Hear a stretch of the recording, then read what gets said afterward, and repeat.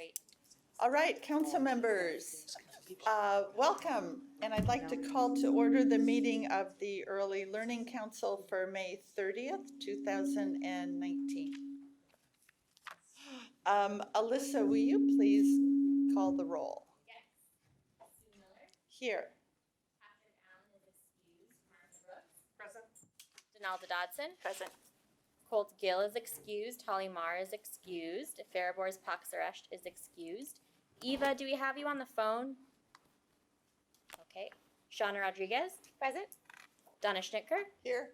Terry Talhofer, do we still have you on the phone? I'm present. Great, thank you. Khalid Thorne-Ladd. Present. Bobby Weber will be joining us later. Miriam Calderon, are you on the phone? Okay, she's on her way over. Kate Wilcox and Lisa Wendt will be joining us, and then we have. Oh, yes, you're here. Kate Wilcox. Yes, I will be joining you Perfect. right now. You're good. Just say your name. I was supposed to For the be late, but you're here. I'm here over there. And then Lisa Wendt will be joining us later, and we have Kara Williams. Great, and then Chelsea Bunch. Here. Perfect. Awesome. All right, thank you, Alyssa. And welcome, Kara. Thank you. Thank you for being here. Of course. This is very exciting. Great to have you. All right, so thank you, Alyssa, for that. Miriam is on her way. She was over at the Capitol, so we will go ahead and get started with our agenda. For my chair's report, I want to start by thanking some council members who have been helping present Raise Up Oregon. As you know, with our strategic plan, we're trying to make sure that hubs and some of our partners get the firsthand experience of having one of us and staff show up. And Martha, Terry, Bobby, Donna, thank you very much. And I did the State Board of Education. Martha has gone to Marion Polk Hub. I was in Ontario. Ontario, good, covering the state. Yeah, and I did somebody else, I don't remember. Oh, maybe Washington Bend. County. Bend? Did you Yeah. do Bend? No, Okay, Washington County maybe. okay, Washington County. I did Washington. Okay, and So maybe it was Bend. I think it was. Okay, anyway, then Donalda did Washington County, Just as part of the hub. the hub. Great, thank you, thank you, thank you. Donna? SICC, you and I did it. That's right, we did the state board together. And Terry, I can't remember where was it a health-related presentation you did? Health organization? I did COSA in Bend. I've done a couple of local community advisory councils in Eastern Oregon, PCO, and the Four Rivers Early Learning Hub Governance Board, and then soon will be next week, Hood River Rotary. Rotary, awesome. This is exciting. So any feedback from you, Terry, on your presentations, or Martha, Donalda, and Donna? Any comments or feedback you want to give us? I would just say that people are really excited to hear it and most impressed at the number of state agencies that worked on it and are hoping to see that filter down the local efforts. So pretty exciting stuff. Yeah, good. Thanks, Terry. Other comments from council members? I Donna? shared it with the advisory board for the Frontier Early Learning Hub, and it sparked a conversation about our own strategic direction. And we had a conversation that lasted about an hour and a half, just talking about how our hub could fit into the strategic plan. Great. It's pretty good. Is part of the conversation we're hoping the plan will stimulate. Yeah, that was similar to what we did in Washington County, looked at the current strategic plan and how this relates, and looking at what we could call immediate kinds of things and then long-term. Right. Chair Miller, I would agree with what everybody's already said, that there's excitement about it. that it's sparking a lot of conversation of what to do in their own communities, pulling the plan apart to see what they can do now versus what they can do in 1, 2, 3 years down the road. And yeah, I mean, the excitement's pretty evident in the room when you start to talk about it. I think the appreciation that we took at least a year and that we had all kinds of partners is quite exciting for them as well, because that's what we asked them to do, Right, and that's what we did. right. So that was feedback. I know Ontario, they were in their planning process when I was over there, and they immediately started to dive in. Great. Great. Khalid, Well, I didn't do any formal presentations, but did talk with people at the Multnomah County Hub and the Clackamas County Hub, and great. there seems like there's an increasing desire to partner more and collaborate more to support early childhood.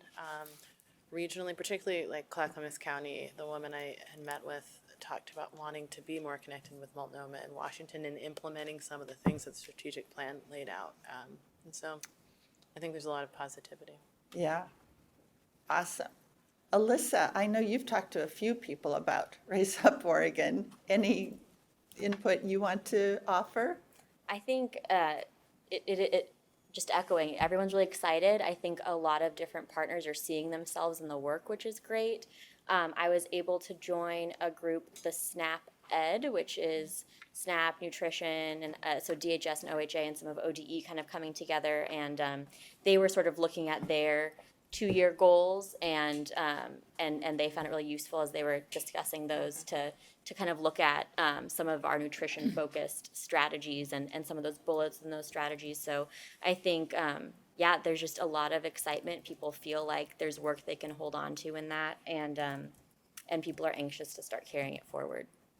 Yeah. Great.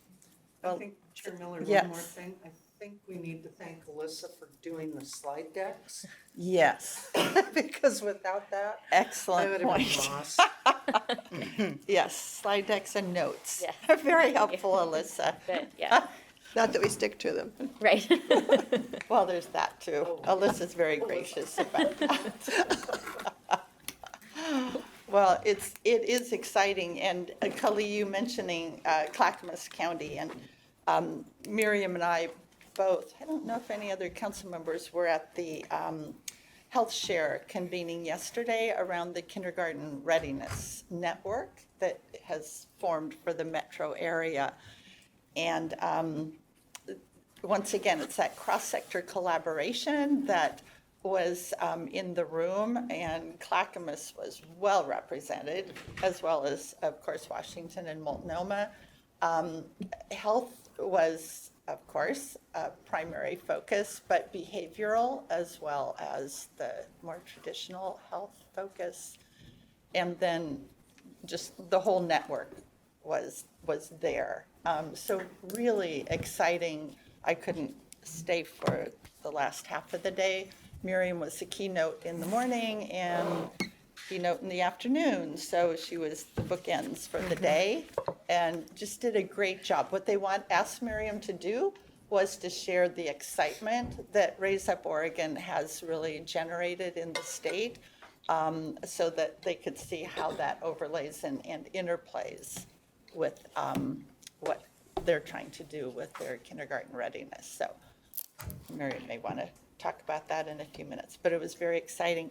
And then the other thing I wanted to mention, the Children's Cabinet met Tuesday morning and had a presentation by Pam Curtis, whom many of you know and have worked with over the years, on the Oregon Child's Integrated Data Set. So once again, cross-sector, collaborative, all of our words, how agencies, and the partner agencies are DHS, OHA, OYA, ODE, and ELD. So another effort to pull data together, so we're able eventually to try to do some correlations among factors that are preventive as well as interventions. But it was a very interesting presentation. As always, with all of these meetings, the governor is there, she convenes it, and she adjourns it. So her commitment to early childhood is front and center, which we greatly appreciate. They're trying to come up with a child well-being dashboard, which I know this council worked on in collaboration with the health board 4 years ago, before I came on. Oh, yeah, that was a while ago. A while ago. Right. And that was referred to yesterday at the network meeting, Kate, so all is not lost. Anyway, lots of work going on, exciting conversations, and cross-sector is everywhere. So that is my report. Let's move then to the consent agenda. And as you know from materials that were sent out, we had Measuring Success Committee, and Bobby's not here, but David's on his way. So if we have, whatever that means. So if we have any questions, so let me go to the Child Care Safety Portal Ad Hoc Committee. Nice short name. As you know, the governor asked us to organize and convene this committee. In March, I think, Miriam and I received the letter.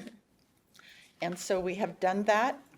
In your packets is a list of the members of that committee. It's definitely a wide spectrum of people who use or, yes, want to learn more about the portal. You can see the committee charge in our packets and up on the screen. Martha and Bobby are also attending these meetings, so they will be able to provide more information as well. But I think what I would say, just serve as a really quick snapshot, the minutes or notes from the meeting are in our packets. But we know that what should go on the portal, how timely can the information be, is many faceted. You've got parental input and perspectives, provider perspectives, law enforcement. Eventually we'll have legislators weighing in on this. So it's a very disparate group of people, which is exactly what we need. And we realized at the end of this 2.5-hour meeting that we're going to ask staff for future meetings. Oh, and Eva was there on the phone, I should mention. Yes, halfway through. But we're going to ask staff to really come in with some recommendations for the different topics that we're going to be discussing in the next 5 months, 5 meetings. So that we as a committee have sort of a target, and then we can modify what staff is recommending, but at least we have a starting point. So we aren't quite as all over the landscape. So I think they're going to be very productive meetings, and as you know, all of the recommendations will come back to the council, so this is advisory for where we think the portal should go. But it was, I thought, a very good meeting, and I greatly appreciate everybody who has agreed to serve on it and spend 2.5 hours a month, plus travel time for the next 5 months. Martha, anything you want to add? Okay, Miriam? Miriam was there even though she's not actually a part of the committee. No, I thought it was, just echo what you said. I think it's a very thoughtful group, and we're going to get some really excellent feedback, and I'm looking forward to it. All right. So we are ready for your report, Madam Director. Wonderful. So that's tab 2 of your binders, and I'll keep it sort of brief and just share a few updates about related to the Early Learning Division. One is, I think I know we have mentioned previously that ELD and ODE applied for a EPA grant to support our efforts around safe drinking water in schools and childcare facilities. So we were notified in late April that we received $1.1 million for the state of Oregon, and we are going to be working kind of this summer on implementation. I want to recognize Alyssa's been the person who's also looks like dealing with technical difficulties. That's worked really closely with our colleagues at ODE kind of around this grant. So Alyssa, I don't know if there's anything else you want to add when you're not working around our efforts here, but. Yeah, we had a meeting yesterday with OHA, some partners from Portland Water Bureau, Tualatin Valley Water District, as well as ODE to kind of talk through some lessons learned from this lead testing process and also explore sort of wish list items of the process moving forward and how we can support both the labs, water bureaus, as well as providers. And so we're going to kind of come up with a list, Don and I, based on that feedback, and then our partners at OD are going to take that to the EPA. The WIN Act is intended to help offset the cost of the lead testing itself, which obviously the bulk of that is done. But it seems like there's some capacity for technical assistance and supports that hasn't been really fleshed out. So thus far, it's kind of been a case-by-case consideration, and so we'll be doubling back to see if we can provide language supports through the CCR&Rs. There was a request to kind of help develop some materials and training resources that we could distribute to the labs to then have for providers to also help with that sort of language access piece. So hopefully we're able to gain some traction with some of that and expand that access. Yeah, I think council members will remember as we were kind of sharing progress on implementing the new lead testing requirements that we were getting feedback from our providers who were non-English speaking that there was not capacity at the labs. Enter your meeting So ID, that was, followed- I think, an area of focus that we called out in this grant. So. Awesome. So a number of us Enter sitting your around the Christmas table ID. were at You are in the a week meeting ago room. Monday, we're at a ceremony with the governor celebrating signing of the Student Success Act. And I know we've got time later on the agenda to talk about this, but obviously this is a historic moment, I think, for early learning and being included in this really important new investment. It's just a fantastic opportunity for our partners, for communities, and for young children and families in our state. You can see here in the director's report, and again, we're gonna, I know, talk about this a little bit more as we dive into session, but it is very exciting, and there will be a lot of work to do here at the Early Learning Division and with the Early Learning Council and with all of our partners to really, truly, I think, realize this opportunity. So there are just some kind of quick highlights here.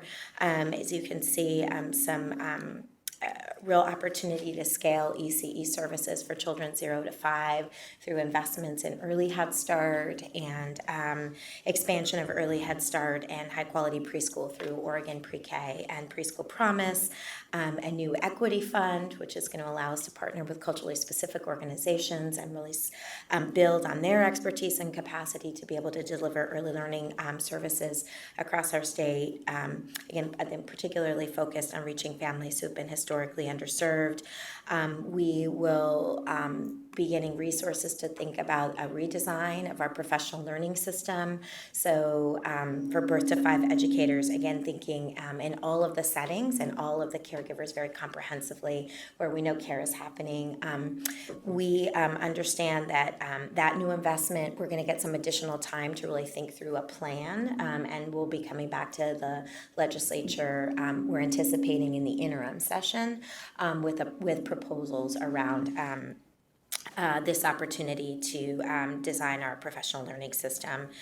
We've got new investments in important family support programs, Healthy Families Oregon, Relief Nurseries, a new public investment in OPEC, our Oregon Parenting Education Collaboratives, which we know have been seeded by our terrific early childhood funders in our state. Hello, Bobby. Early intervention, early childhood special education, really being, and I know Kara is going to talk about that a little bit later when we sort of talk about session, was included in this package and is really, I think, kind of been funded at the levels that have been, I think, a goal in the state for quite a while in terms of really being able to get children their recommended service levels. And then there is some additional resources really to strengthen, I think, the infrastructure both at the state level and then regionally through our child care resource and referral agencies and our early learning hubs really to be able to carry out this work. So I'll be stepping probably in and out a little bit today in the meeting because we are in the final stages of finalizing our legislatively approved budget. So this is sort of one piece of the work, but we're still looking at the remainder of the kind of funds for the division and our budget through the more sort of regular order of business of Ways and Means Education Subcommittee. So we're answering questions today about staffing and kind of some of our other programs. So apologize, I'll be in and out about that, but we are getting sort of close to the finish line. We're going to talk a little bit more about session, but it's been, I think, a truly historic and really, really important session for early learning and my first, so I won't be able to claim rookie status in the future, but I've learned a lot and I think look forward to working with all of you as we move forward with these new opportunities.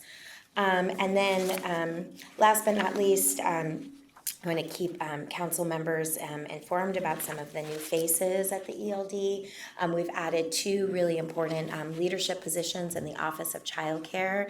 The first is Jay Messenger. He's our new legal and enforcement director, so he'll be coordinating a lot of the work in central office having to do with sort of our compliance as well as the work that we do with DOJ around compliance and kind of enforcement actions when needed. Jay's got a really great background as an attorney, both as an educator and a teacher of future attorneys. So I think that's a really interesting skill set he brings to the work, also kind of as a regulator and as sort of a practicing attorney. So he's really hit the ground running and we're very lucky to have him. You can read a little bit more about his bio there. Tammy Scott, who has served, had quite a tenure as in the Office of Child Care, most recently as a regional manager for our Salem field office, has stepped into the role of the field operations director. So in this capacity, she's going to be working closely with all of the regional managers around the state and supporting our sort of our licensing field work. So that's our sort of our routine monitoring and our kind of technical assistance and supports to providers.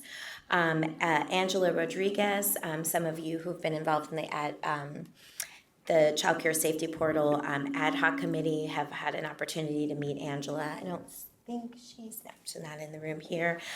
She has accepted the position of Quality Assurance Manager. So Angela was working on Child Care Portal issues as a temporary employee and was hired on in the role of Quality Assurance Manager. I'm really excited about this role because she's going to be really working closely with a lot of, with the Office of Child Care, but being able to support the ELD more broadly in really looking at data and integrating kind of data into the work that we do around decision making and supporting kind of process improvement. I think that work is also right now with all of the important changes and reforms that have been happening in Office of Child Care. That's sort of the immediate focus, but really looking at the data that we have to help us know, how where we can improve and where we're doing well. And then last but not least, Anne is here, our Fearless Rules Coordinator. We're excited that she has accepted the position of Preschool Development Grant Manager. So in this capacity, she's overseeing and serving as our project manager for all of the activities in our federal preschool development grant. And we are recruiting for Anne's formal position as Rules Coordinator. We've slightly shifted that position to also serve as the board administrator for the Early Learning Council, so that we'll have the responsibilities of both coordinating our rules work, but also supporting the council. Don't worry, Alyssa's not going far, she is going to be doing a lot more work to support the council, really around implementation of Raise Up Oregon, as well as she's carried all of the functions and duties of legislative coordinator for the Early Learning Division as well. So thank you. That's my update. Wow. Any questions of Miriam? You may cover this later, but I have two questions. One was around the timeline for some of the things that you outlined with the Student Success Act passing and what the ELD has to do. Is there a timeline that's connected with that and sort of the intersection of the ELC with different components of that? Yeah, well, I knew, and I'm sure council members are familiar, there's a timeline that's somewhat dictated by when the revenue will be available, Okay. right? So, we're understanding that these funds, as currently planned for, will be available on the earliest in 2020. So I think for that work, it means, kind of moving forward with our sort of our legislatively approved budget, with, and our sort of grants and contract cycle, but then anticipating that this will be an interesting biennium where we'll be probably doing some mid-biennium kind of amendments and sort of course additions and expansions. So that's sort of one piece to kind of keep in mind. We were through the process of finalizing the Student Success Act and the new investment. We're able to secure a couple of positions that will help us in this year kind of planning period and sort of transition. So, for example, the Equity Fund, starting up a new program will require us to, thank you. Sorry, I'm a little under the weather. We were able to get a position for the Equity Fund, for example, that at the end of session we'll recruit for. Need to. Sorry, Yes. come back to you. Yeah, are you okay? And obviously, thank you. We are going to be talking more about the implementation of that, I think later in the agenda, right, Alyssa? Yeah, we've got some time to walk through session and sort of. And the role that I'm also trying to Yep. understand the role that the council plays, like with all of the things that are listed. Yes. I don't know if it's all ELD or if there are pieces that the ELC from a policy standpoint oversees. Right. So that was kind of my. Yeah, so we'll kind of, I think about like an hour at the end to kind of talk about session implications. Yeah, absolutely. Okay, is that okay? We'll hold that. Yeah. Kali, and come back to it, and hopefully Miriam will be able to participate too. She, obviously has a severe cold. Any other questions of Miriam? If not, we'll move on. And I want to welcome Bobby Weber, who is here now. Welcome, Bobby. Thank you. Carrie is on the phone, and I think that's the only person on the phone, right? Okay, just so you know. So public testimony, is there anybody here who would like to address the council? No one has signed up, and I don't see anyone here, so we will then move on. Rules update. So it's the Dawn Taylor Show. Welcome, Dawn. Thank you. Some of us might be surprised to see temporary rules on our agenda again. I thought at first it was a mistake. They had just transposed it from an earlier agenda. But no. it's more. Hi, Dawn. Welcome. Thank you. I'd just like to come and talk to you guys, so we have to keep making. Oh, Just okay. kidding. So as we continue to implement the CCDF reauthorization, there's a couple areas that we still need to come into compliance by September 30 of 19 of this year. We're on a waiver for the background checks, which I think every other state is as well, to implement these. And so one of the big changes here that we need to make in order to come into compliance is looking at, we had to learn a lot about how to do the out-of-state checks for the CPS, Adult Protective Services. And so needing to know how to, what information we really needed to do to request it was a learning process that we've been going through with our bordering states to learn that. And so these rules move forward to allow us to if they're not responsive to our requests for out-of-state information, that we're able to move on through the process, as well as the applicants, that is kind of our past, because we're retroactively having to do all this, to go back and ask for additional information from the individual. And then if they don't give it to us, they would be removed from the central background registry. So as we've learned through that out-of-state check process, we've learned that we need some more regulations in order to obtain that information to come into compliance.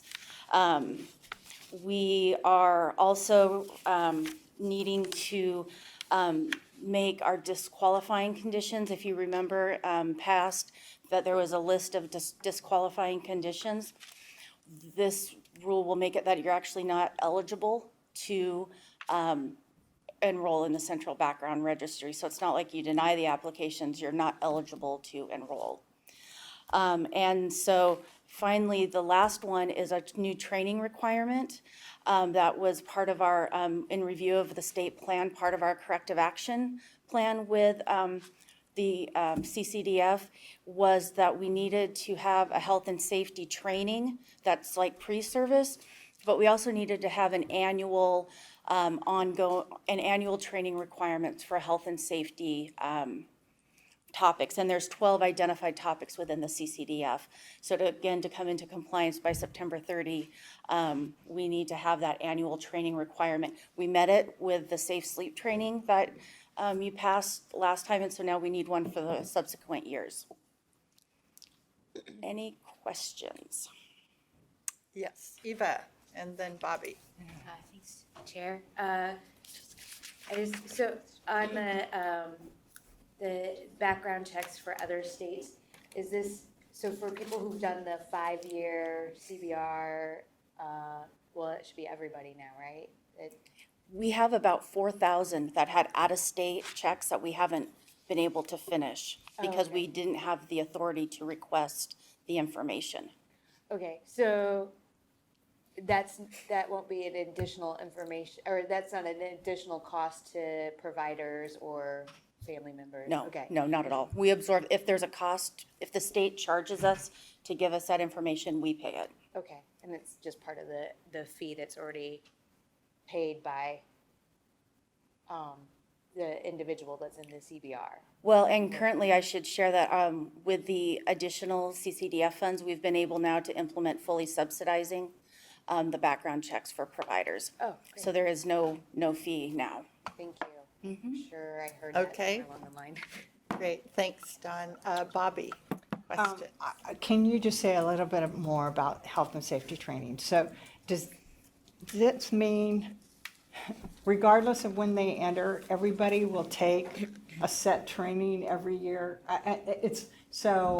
We're going to be on a 5-year cycle, so it'll be Okay. a different topic. We have to cover all 12 of the health and safety topics that are identified in the federal regulations.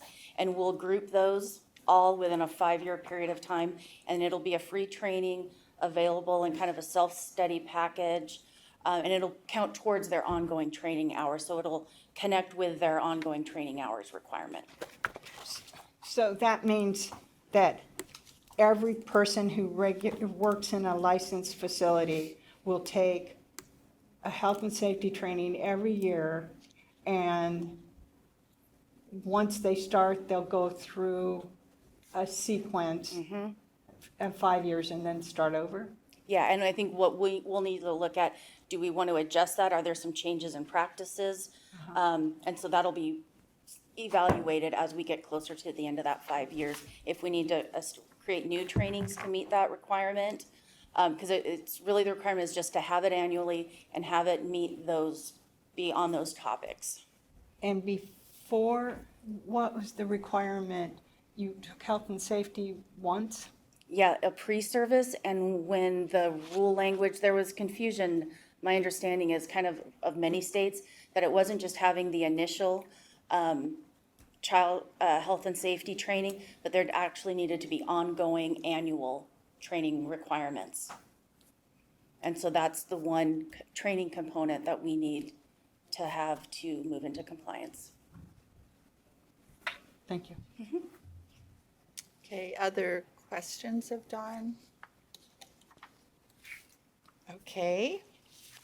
So do you want to take us through any of this, Dawn, or it's obviously scattered all through these pages? It is. I mean, I think if you look at the materials, you can see where the changes are made in terms of both all three sets of license rules. That's where the only change there is that annual training requirement. And then in the central background rules is where you'll see more changes. We had to update our definitions so within there to stay in line with statute and meeting the federal requirements. And so there's some of the changes are really made to be, to align with that new definition as well. So it depends how much detail you would like me to go through this. Because it really, you'll note that it's adding the state fingerprint on a name-based identification, sex offender registry, it's adding those components in, and to be able to do that at a state piece.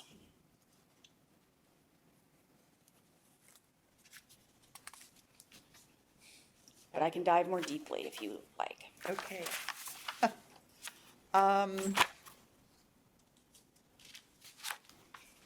So what you are looking for today then will be a motion to, well, approve the action on our action sheet in here, the cover sheet, which would be to adopt the temporary rules pertaining to required annual health and safety training requirements, and performing out-of-state background checks, correct? Correct. Okay. And then just to remind everyone, then we'll go through the formal rulemaking process to make these permanent rules. And do we have a technical advisory committee? Is that what we're calling them, tax? Rules Advisory Committee. In this case, we likely won't because these are CCDF requirements, so if we don't do them, we could lose the funding. So unfortunately, this is an area where I think, we'll still have the public comment period. We're going to make sure that folks understand sort of the implications, but if a RAC, a Rules Advisory Committee, recommended otherwise, it puts our CCDF federal funding at risk. Okay, so no need for a RAC on this one. Okay, Martha? Chair Miller, I need an explanation on the disqualifying condition for enrollment. How is that different than the crossed out part? You direct me to exactly where you're looking for? I don't know, there aren't page numbers. It's a subject individual has Shall be disqualifying ineligible. condition. Yes. It essentially says that they may be removed or suspended, so that's making us take a legal action versus changing it to that they're just ineligible to enroll. So there isn't another action of looking at suitability. You're not, if you have one of those disqualifying conditions, you're not even eligible to enroll. So essentially, if you enroll, your application is null and void if you have one of those disqualifying crimes. And where are those defined, Dawn? They are further in, Might not be it. oh, they might not have the whole It's set a in here. long list. Long list. And there's varying date caps depending on the severity. The councils looked at this a while ago, but it's a pretty exhaustive list of crimes that we can send you, but that's been in place. That what this does is, instead of the Office of Child Care then having to take a legal action to remove them from the central background registry, they can just be out. Their application is essentially dissolved. So it takes some burden off of the Office of Child Care. Okay. It makes it very clear to an applicant who is applying that, if you have these, you're not eligible. There's not a chance that you're gonna get in. Having that almost like it's an option. Right. It needs to be clear.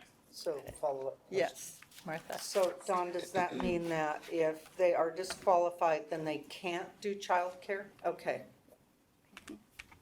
Legally.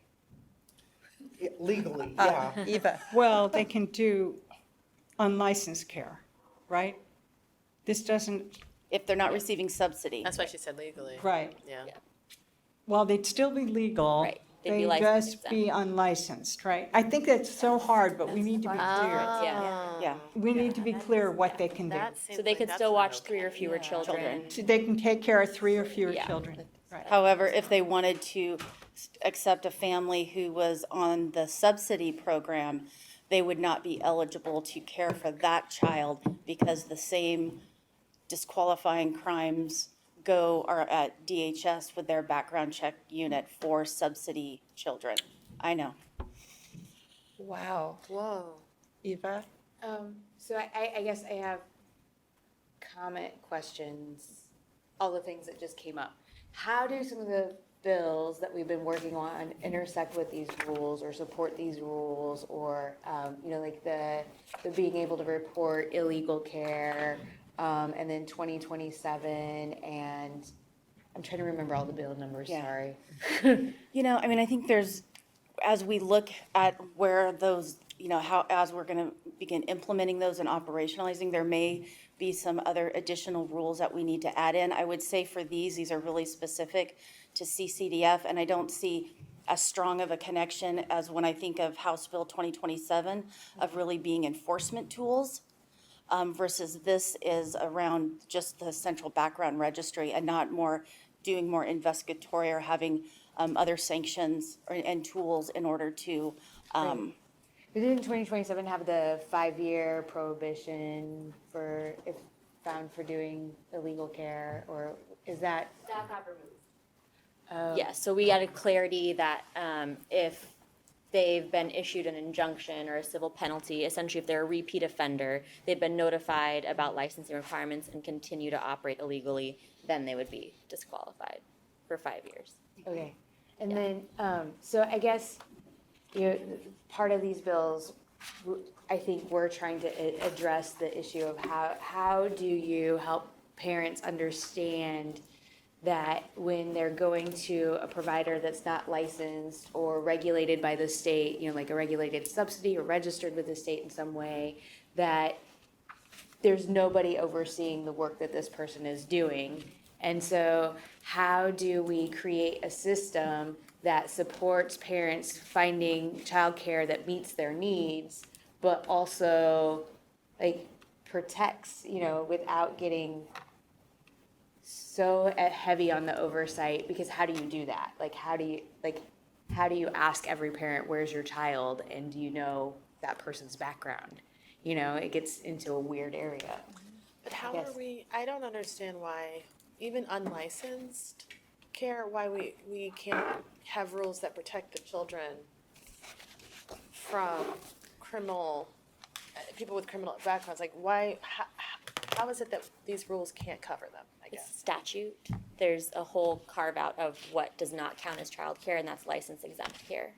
So statutorily, we don't have authority over babysitters, over someone caring. even preschools that operate Yeah. less So I than was 4 gonna say, hours. there's a difference between a babysitter Yeah. and a preschool that's unlicensed. And so you're saying there has to be statutory change that recognizes that preschool Yeah. as a preschool, even though they're unlicensed, that would be required in order to protect the kids Yeah, we from do. people with criminal backgrounds. So there is, we have the legislator passed recorded programs that does require them to do a background check, but it's not through us. So they have to self-attest that they've done a background check and be recorded. So we know about them, but they have different requirements that were set in that legislation. And they have to also, So you know about them, but if they have these things, you can't stop them? That doesn't make We don't sense. even know. We don't even know that they have these things.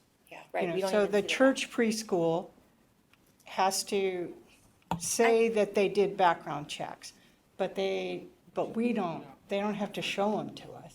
Yeah. That's what the law said. I guess that kind of gets into the point of so if there's nothing that can be done from the statutory side, then what's the role to ensure that families understand who the qualified, certified, the different types, so that we can educate and shift them. Like, hey, don't go, here, because we can manage the, But I wonder, I mean, I think there's losers in that. I guess I wonder how Yeah. to make the statutory change because Yeah. there's losers in this scenario of like demonizing Yeah. the church preschool because they're not licensed like that. There's gotta be something in between that still protects kids. Right, well, and the license, or the neighborhood, person that, Yeah. that's just taking care of two Yeah. kids that, is trusted by the family. And, and because that family isn't using subsidy, they're outside of the system, but, or in the scenario that we don't want, that person's actually not somebody you should trust with your kids, but how do you know? And why should, how do we help build a system that incentivizes people becoming registered, licensed, certified, I guess you could become a regulated subsidy provider and still not take DHS kids, because that's an option, just so it puts you into the system. So how do we create incentives to help providers feel comfortable with becoming regulated, registered, certified, whether they're small or large, and build upon that, and then help parents understand why it's important to make those decisions. So I would keep these two very separate. I forget the number, but a huge percentage of states, if it's a center, it has to be licensed. I just don't, it's been too long since I saw the numbers. But we're unusual in not licensing those part-day preschools. And they're very visible, they're often part of a church or whatever, but so are the full-day programs. So that feels much cleaner or whatever. But all the studies about what families do go against the idea that we would regulate everybody. Families choose their best friend, they choose the aunt, they choose their mother. The big common one is they choose their mother. So I would hold these two separate. The regulating licensing all centers seems like pretty clear to me. You get a diminishing returns if you try to regulate everybody who cares for somebody's child. What you get is a lot of anger and a lot of disregard for the rules and so I would keep these two separate. Yeah, I agree too. But I think that was part of the, the conversations that came up in legislative session too, with some of the bills that were being heard, and how do we address this? And yeah, I don't think we can ever regulate everybody, and it gets into a weird area for so. It seems like if they're taking care of X number of, like something over X number of children. Yeah, that's if you there have should over be 3 something. children that are not related to Yeah. you, then and you're not licensed, you are doing illegal care. And so that's why I was like, how does needs this to be intersect with something. that? But if you have 3 or fewer children, you Yeah. don't have to. Yeah. So with attesting to having background checks that you said is part of the new legislation, what background checks do they have access to?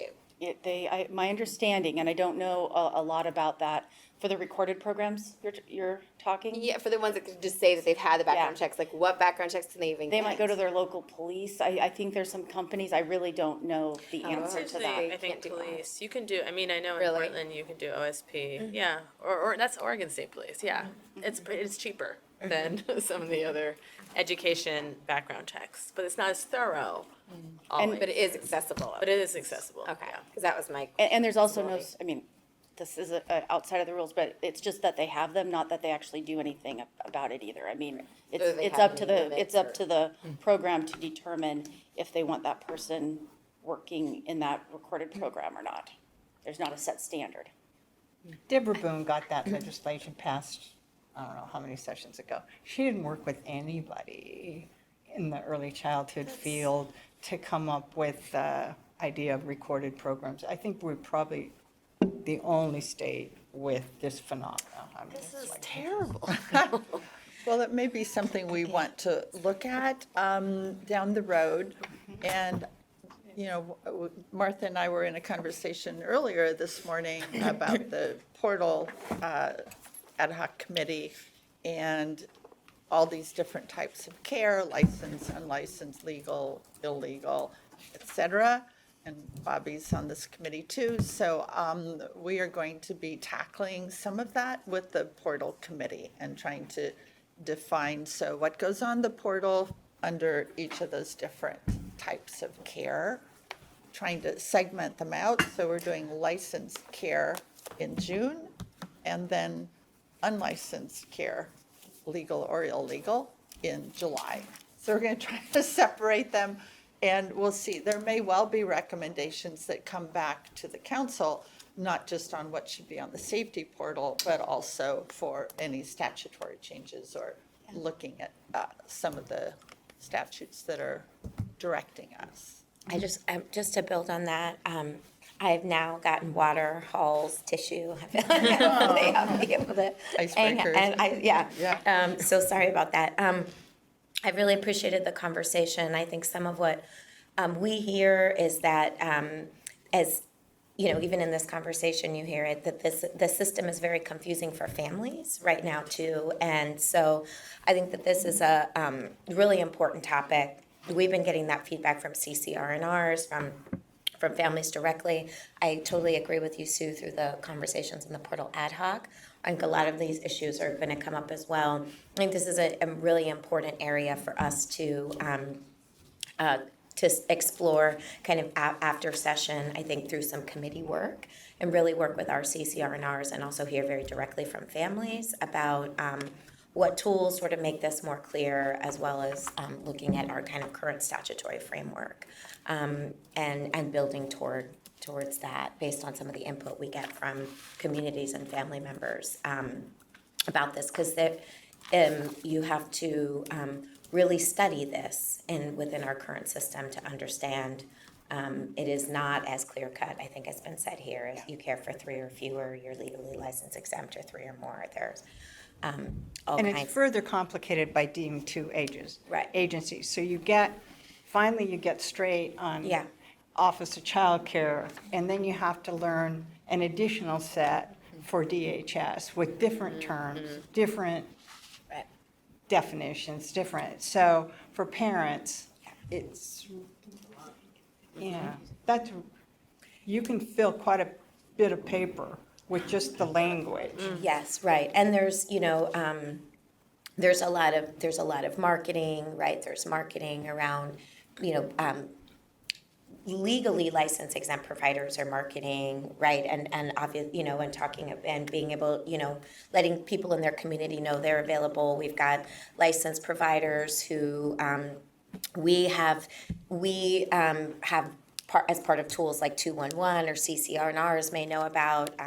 We've even, I know since I've been here, we've even had some cases where we've seen people that are providing illegal care are marketing and reaching out to families and promoting their services. So yes, I think we have to kind of really work closely with our CCR&Rs and hear directly from families about what kinds of things that we could do that would really meet their need to understand this. I think is one part of it, and as well, I think as we've talked about, what connected to this, what is a simpler kind of statutory framework, right, that will address sort of child safety. So this, I think, definitely should be, as we get our committees up and running again for our early care and education focus committee, I think an important topic. All right. Good. We needed some more things to do in the coming year. I'm sure there's a Raise Up Oregon strategy that we will connect. I'm sure there at least one. It's really important. All right. If you're ready, Council, I would love a motion to adopt action statement in here. I make a motion to adopt the action statement. Thank you, Donna. Is there a second for that? Second. Thanks, Donalda. Any further discussion of these temporary rules? All right, those in favor, please say aye. Aye. Hi, sorry. Was waiting for the delayed response on the phone. Any opposed? All right, motion carries. Great. Thank you, Dawn. Thank you, council. Thanks. Yep, we will have lots more childcare conversations, I am sure. Raise Up Oregon implementation. How, I guess, Alyssa, how do you want us to proceed in this conversation? Good question. I think I was hoping we could start with this cross-sector grid that we sent out. I was going to kind of frame up the ask and then defer to some of our agency partners to kind of walk us through their thought process. This may look somewhat familiar to you guys. At the retreat in October, we did that huge dot exercise where you put stickers for where you thought each agency should have a role. And if you'll recall, it was very clear that each group thought about the practice very differently. And we're thinking about what roles meant very differently. And so we took your feedback there and some of what you shared in your different thought processes.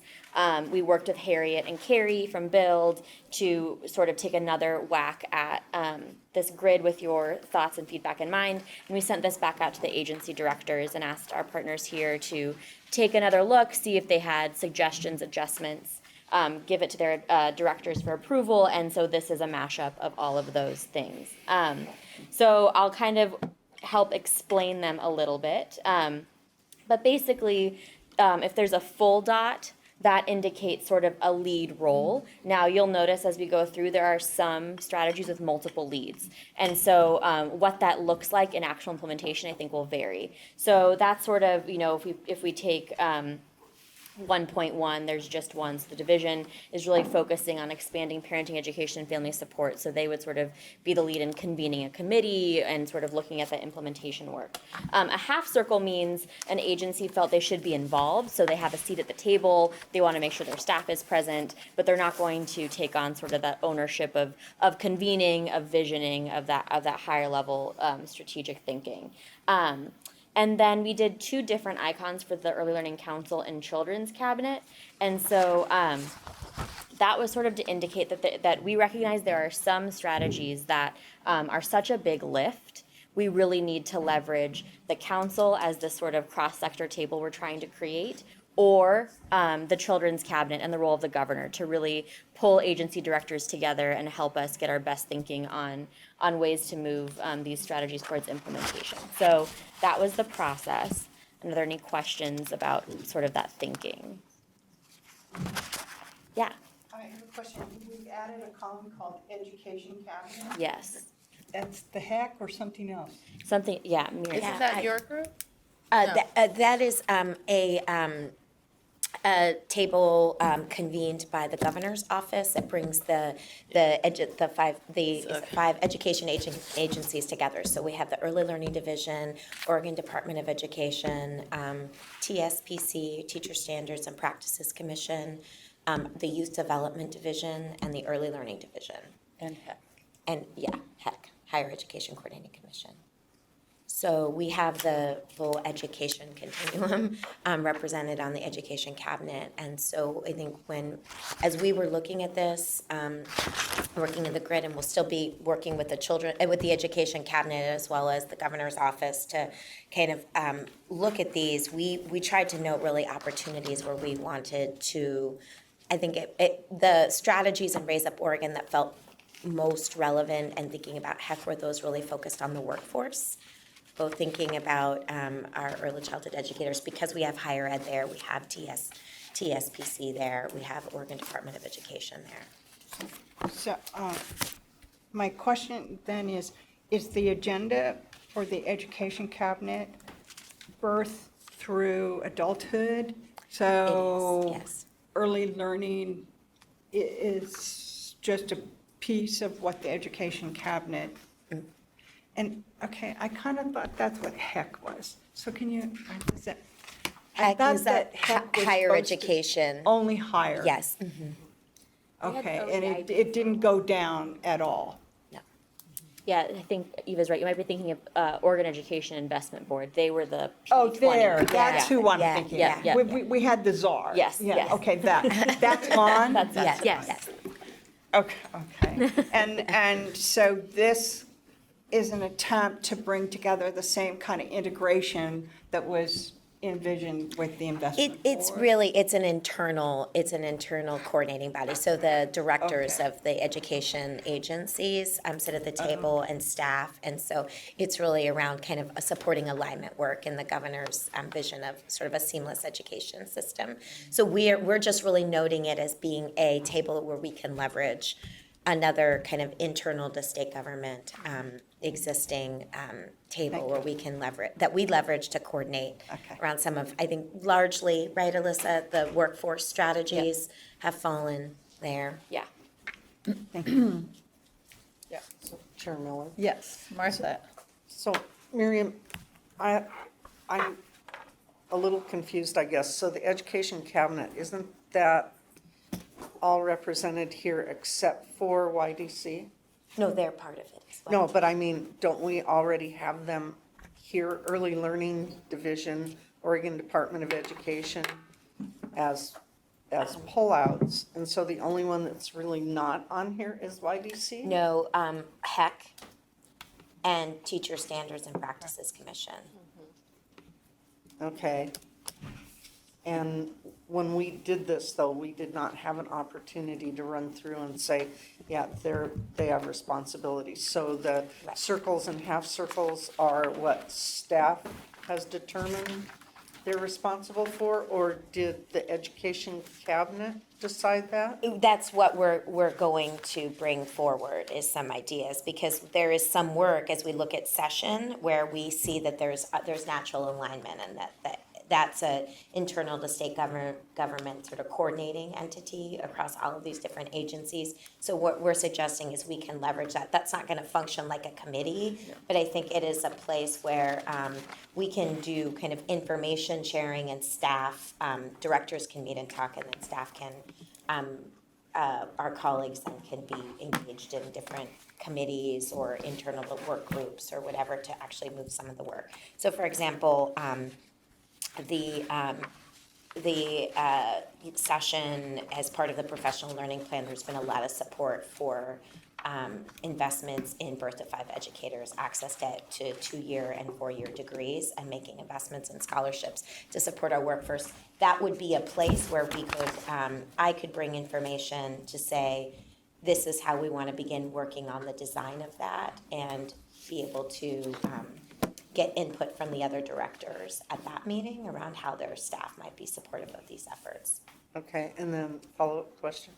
So on the education cabinet, is that an internal group that's been brought together, or did the governor ask that group start meeting? And is that under the children's cabinet or separate from? It's separate from, and this has been a group that this is a meeting of the education agency leadership, and since I've started in this position, this group has been meeting. So it's existing, we're trying to leverage it to create space and opportunity to talk about some of the strategies in Raise Up Oregon where we think there will be interest.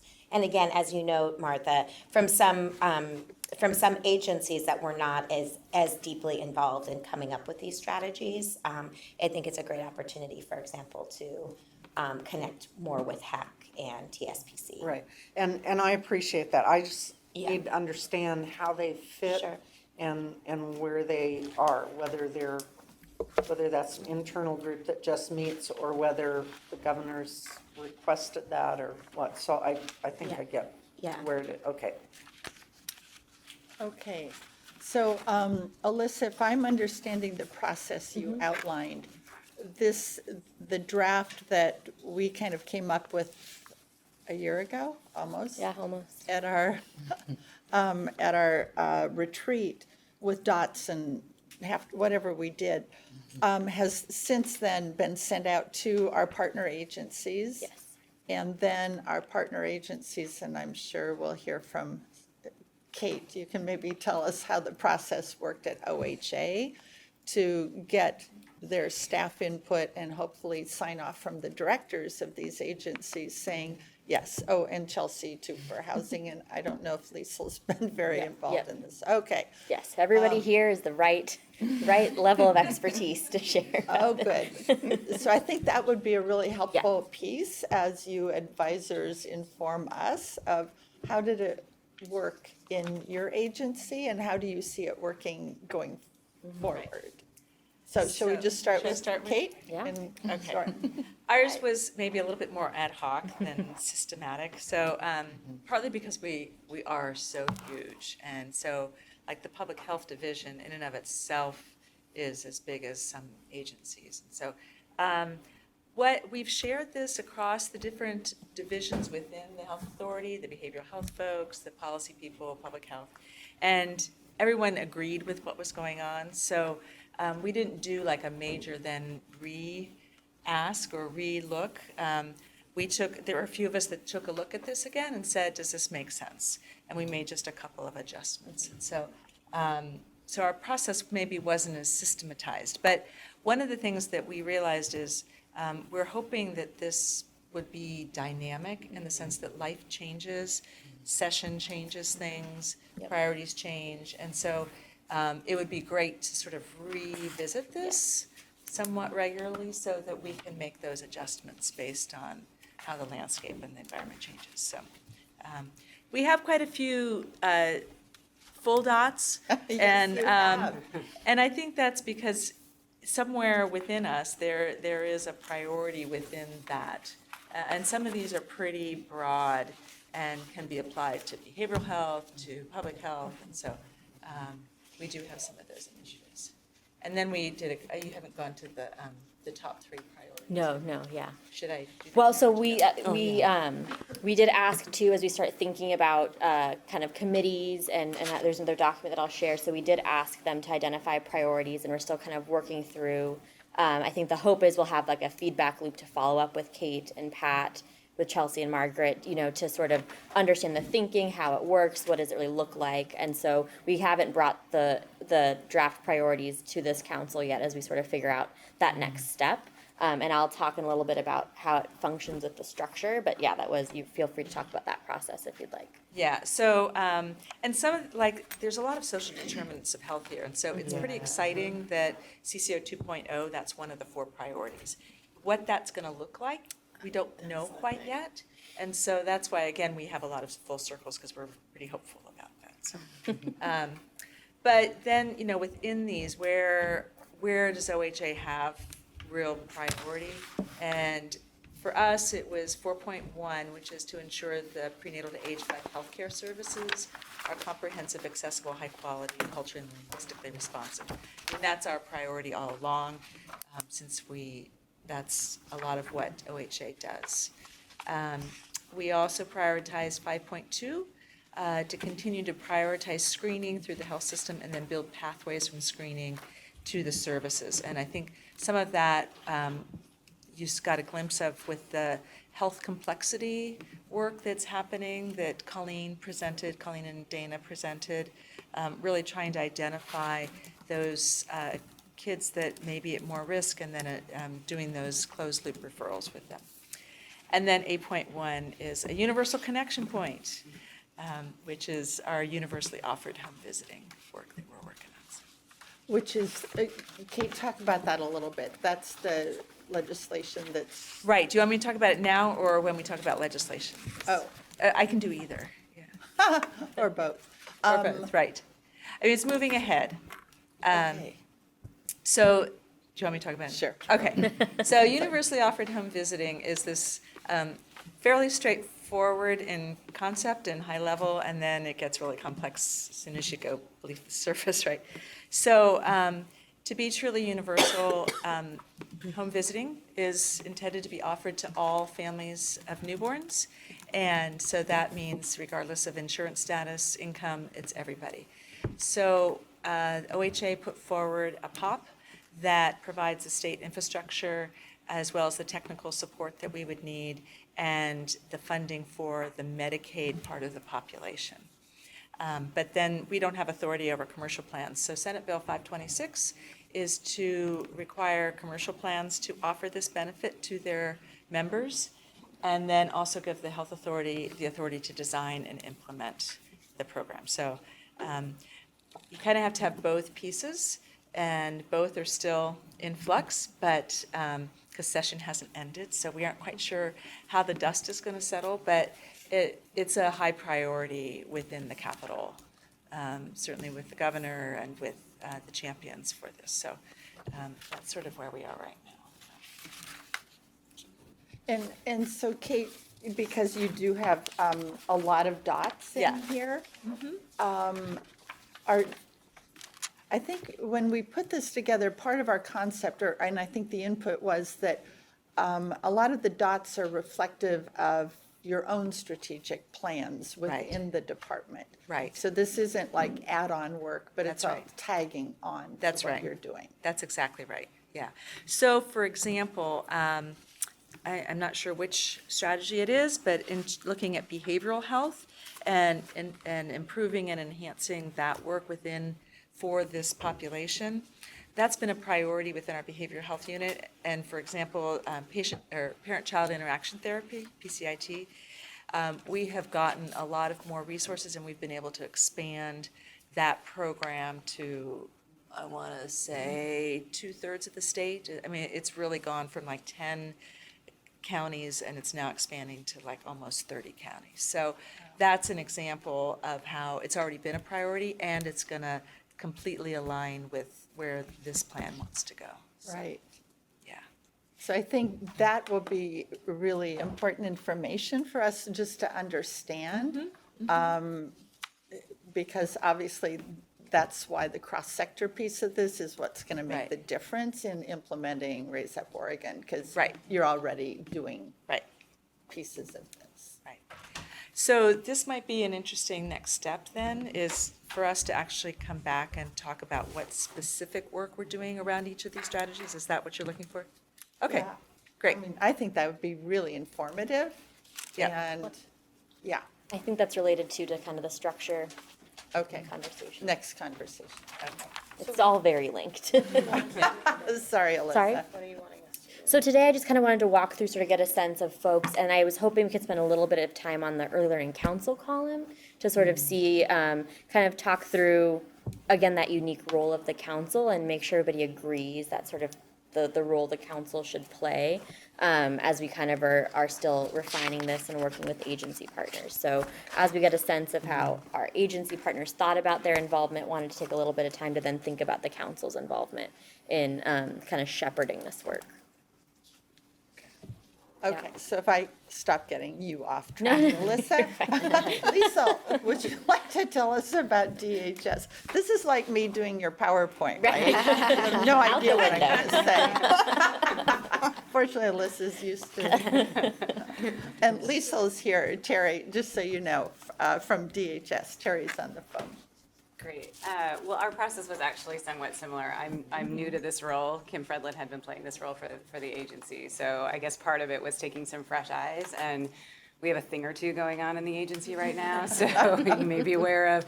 So it's also trying to take a little bit more realistic look at what our role could be. So in some cases, as I shared, our role I thought was a little overstated, so wanted to be we want to underpromise and over-deliver on the commitments we make. So kind of made some adjustments there. And then kind of looked at a few that we would have potentially a larger funding role on.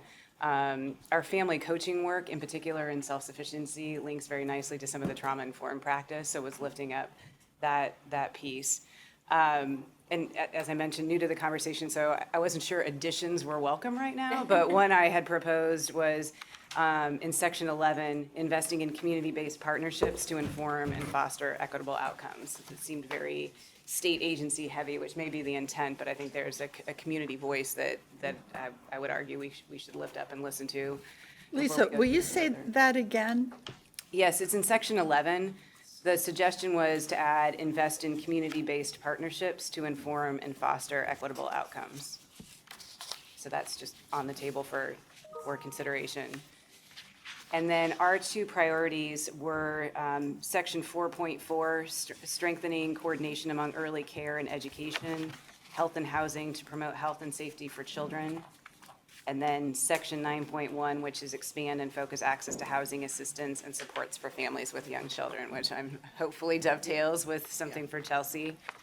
And we actually just moved a person into a position to do some cross-program work in our department between child welfare and self-sufficiency, who will end up playing a stronger role here, which we're really excited about. So that breaking down our own silos internally and really putting families at the center of our work is where we're headed. I'm going to, Sue, if it's okay with you, you may notice my computer's gonna restart. So lunch is here, if you want to take 5 minutes, and I'll get my other computer set up to continue this meeting. Oh, This is gonna restart. oh, restart. Can we just? You can't stop it from I restarting. Can we can't, just oh, we make continue? No, it's fun thing. One of when you those. Get that. Wow, I'd be like, stop. Yeah. Okay, I wasn't even gonna break for lunch. I was just gonna ask somebody to pass lunches out.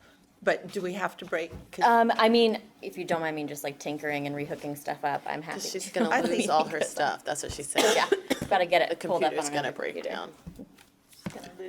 So I may have to 12 minutes. redial in and stuff Okay. like that, but Okay, we'll do a 5-minute break to pick up lunches, but really 5 minutes, because, thank you. perfect. Hi, Sherry. Yeah, I figured we'd just eat Plow and through. talk. Does anyone Ask object one to of that? these, No? Okay. Keep it up. Let's just keep rolling. Okay, so it's interesting, Liesl, I think you mentioned 4.4, coordination among early care to promote health and safety. And we don't even have DHS as a circle or half circle on that. So, sounds like we'll be amending things also. Martha and I, and not that I speak for Martha, but she was just asking me this too.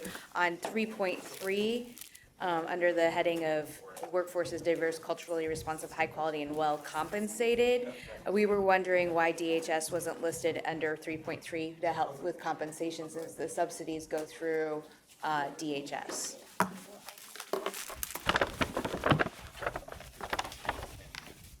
Okay, we'll send these questions to the steering committee, which we're going to talk about in a little bit. 3.3. Yeah, good question, Eva.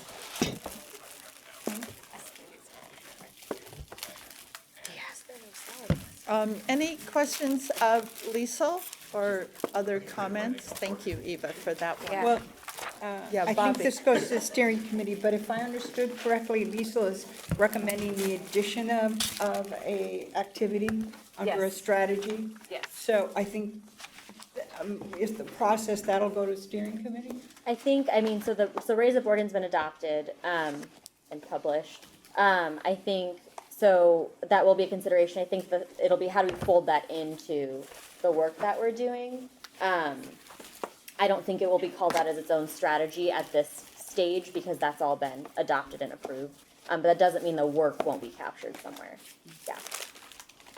Okay. Yeah, good point. All right. Now that we're all ready to, to eat, Kara, do you mind talking to us about sort of what the ODE approach to this has been? Sure. So I think that at first glance, we kind of looked through this document according to ODE's strategic plan and really looking at the areas where those things intersected. Upon an opportunity to give this a second review, I have to admit that I had cold-feared quite a bit on this one and talked a lot about the intersection with early childhood special education and early intervention. And so we got very much more specific about what some of our roles might be in areas such as home visiting. One of the things that we saw is that, our EI students, of which we have over 4,000 at this point right now, ages 0 to 3, weren't necessarily reflected in our first go-around, so being a little bit more intensive about thinking about how early intervention plays into this. And then also keeping in mind some of the funding that we are anticipating from the Student Success Act in 2021, and looking at the ability to provide adequate service levels to children in early childhood special education, and really thinking about inclusive preschools, partnerships, leveraging those funds to to really strengthen our partnerships. And so we kind of took on a little bit more responsibility and advocated for that in this plan, as far as our role in helping to collaborate, to really support inclusive classrooms, as well as really thinking about social emotional supports and the increased awareness and that ODE is taking with social emotional learning and trauma-informed practices, and making sure that was reflected here as well. And then I would say that the third one that we really focused on was the recruitment and diversification of the workforce. As we move into this next year with EIECSE, we know that we're going to need staff, and we know that we're going to have to really be looking at alternative pathways to get folks into the classrooms, to working in the classrooms and providing those services. It's going to be a huge question for us in 2021. So that was kind of our focus this second time around. So you'll see we have a lot of circles, but it's exciting because it makes sense that our work is very closely connected and that we would be closely partnershiping on the plan. Yes. Yes, that's obviously a really critical piece and link in this whole process. And when Donna and I went to the State Board of Education, we just had a great conversation with the board members as well as staff about how Early Learning Division and Council can even work more closely with EI and ECSE. And I think that was the SICC, right? That was the State Interagency Coordinating Council, which was I thought was a great conversation. That's right, thank you. Yeah. That's right, the State Board was a different conversation.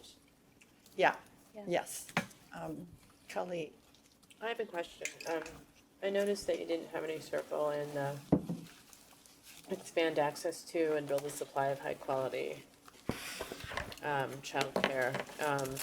And I know on local levels, the K-12 establishment is actually really important because they go out for bonds and other things that help with infrastructure, and the co-location of early childhood with K-12 schools is important. So it seems like the department, even though I know the department doesn't go out for bonds, like the role of K-12 and infrastructure needs for expanding preschool seems like it's important. And so I was curious as to why there was no circle. There's circle on the what number are you on? The supply side. No, 2-1. Okay, thank you. That's infant. Yeah, I think there's a general feeling of, Because they did put a dot by preschool, just not the infant toddler. Yeah. But there's early Head Start. I mean, there are things that are serving younger children that are based at schools, like co-located with K-12 schools. I don't know. It just feels like if we're building supply, the Department of Ed should be part of that conversation, whether it is preschool or sort of earlier than age 3. All right, we'll let you take that back. I made a note of And that. see, thank you, Kara. Talk about that. Okay, yeah. Other questions of Kara, comments? All right, Chelsea. Hi. Yes. So I think pretty similar to our other agency partners, we also did I did an ad hoc connect across our department. We are fortunate, we're probably a lot smaller than particularly like DHS and OHA, so it was a little bit easier to connect with folks about the plan. I think ultimately, so I think most folks know that our agency, we also dropped our statewide housing plan in February, so this felt like good alignment, and we have a couple of different priorities around affordable rental housing, but also addressing child homelessness and vets experiencing homelessness. So I think that was kind of the frame that we took when we were a part of the group last year, but then also when we were kind of taking a second glance at this. And I think we don't have nearly as many dots as some of our agency partners. What we did try and do is call out a couple of specific priorities that we think make sense for the work that we'll already be doing around our statewide housing plan. And the two that I want to highlight here are, let me get to my notes here. 2.5, which is around improving the essential infrastructure for high-quality early care and education. And we've just been trying to, I think, understand the need or the opportunity for placement of early childhood education centers within affordable housing buildings, which there are kind of bits and pieces of that happening across the state. But I think where our team is really thinking about is how do we get affordable housing providers to understand, who are part of that industry, to understand the needs for early childhood education and vice versa. And part of that is just getting folks in the room. And there's some really great models, particularly out of King County up in Seattle, where enterprise community partners basically help to fund, along with local government, some actual affordable housing developments with early childhood education centers co-located in the same building. And they're doing some work here locally with, I think, the Preschool for All Task Force up in Multnomah County. And so what we are committed to doing, I think there's some recommendations that are going to come out of that task force, I think in June. So we're kind of feeling like this might be a really great opportunity to convene early learning providers and affordable housing providers in the same room around those recommendations, but also have a chance for people to just kind of meet and talk about the industry itself and what that looks like. So we actually have a call on Monday to kind of begin some initial phases, some initial discussion around that. So we really feel like we want to play a convener role in that space, since we do have access to developers and those are our primary partners. I think the interesting thing about our agency is that we don't do direct service. We work with partners who actually do direct service. And so I'll jump into that for the next priority, which we, hang on, let me get there too.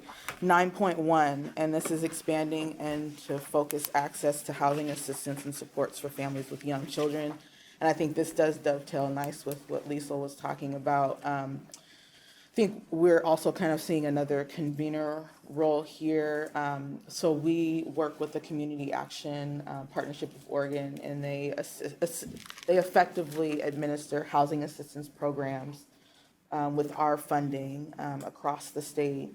And we're thinking about how we can leverage, I mean, part of what we did out of the Children's Cabinet is we kind of came with this joint policy option package around leveraging the Housing Stabilization Program, which is a program that offers like a short-term rental subsidy for families who are involved with self-sufficiency for TANF.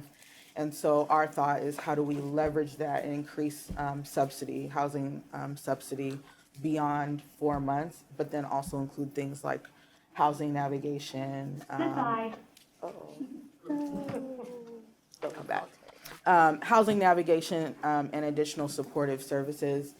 There's a $20.5 million ask in this legislative session, so this is one of those places where it will depend on if we get money and how much money we're going to get. I think some of the folks on that team are also a part of the steering committee, which I noticed, which I think is good, so we're already in some of those same conversations. But I think in the least, if worst case scenario we don't get funding, I think what we've committed to as an agency is that we need to get the Early Learning Council and or local early learning hubs in front of the Community Action Network. Because I think that some of the local hubs across the community action system are already partnered with their local hub. There's some really great places where that's happening. I think Coos Bay is one of them. I think out in Ontario is another place, but that's not systematized. And so I think we need to be able to support some of the partnerships to local agencies who actually can administer the funds. So that's the least that we can do. Ultimately, I think what we want to do is if this policy option package gets approved through the budget, I think what we need to make sure that early learning, particularly the hubs, are at the table for this collaborative planning process as this goes out for competitive requests for proposals. So we need our early learning partners to be a part of that process. What else do I want to say? those are the two that we highlighted that we think are doable in this first year, because we also have a major implementation plan going on with our housing plan. I think that another important thing to know is that we're in the midst of a qualified allocation plan process, which essentially sets the priorities for our low-income housing tax credit funds, and that's like the bread and butter for affordable housing development in the state. And so, people are already identifying child homelessness as a priority within that qualified allocation plan. So I'm sure that there will be more to come, and I can kind of keep you appraised of what that process is like. But we definitely see some good alignment between our plans. So. Awesome. Thank you, Chelsea. You've said that from our first meeting Yeah. you came to, so I appreciate, it's a consistent theme. Eva, a question or a comment? Excuse me, yeah, I think mostly just a comment. I appreciate that you were looking at how do you work with developers to add childcare facilities. One of the things that I remember we discussed at Metro when talking about the bond and like how do you incorporate wraparound services at, where people are. And I, of course, with the hat of representing in-home providers, said, how can we help get people, if somebody's interested in becoming a child care provider, how do we leverage some money, maybe even through housing or whatever, to help them establish a small in-home business to take care of 4 or 5 children and get licensed and get access to the education that they need to support that. And I don't know if there's a way to braid in the funding, but Yeah, I mean, I feel like when we first did the last summer when we were doing the cabinet presentations, our agency presentations, one of the things that we talked about from our agency is that we work with neighborhood partnerships who administers like the Oregon IDA, the Individualized Development Accounts. yeah. And thinking that is one kind of strategy and one piece that we own. We don't, we kind of up here manage that contract, but it's one of those ways where folks can access those funds to do like small business startup, which in my mind, that would be considered a small business startup. And so I think, that's already, it's not necessarily, the IDA is not called out as a priority in our statewide housing plan, but it's a piece of like the bread and butter work that we already do. Okay. So I think it's a matter of bringing that into the conversation as this is kind of a suite of things that we offer or offer or do that supports this work. I'm glad you mentioned the Metro Housing Bond because we actually are going to have, in the call that we have to talk about the convening, Metro is a part of that, is going to be a part of that conversation because I think they've been also really interested in understanding like what their role is with this new bond money that's come out. So I think we're still like in the exploration phase, but I think there's some natural connections. I think the only other thing I would say is that we also have another strategy around permanent supportive housing, and that is a very, very, so I guess I want to say a couple of things about permanent supportive housing. It's a proven model that works with folks who are navigating homelessness. It's not the only model, and it's a very service-deep style of housing and ensuring that people have access to the services they need.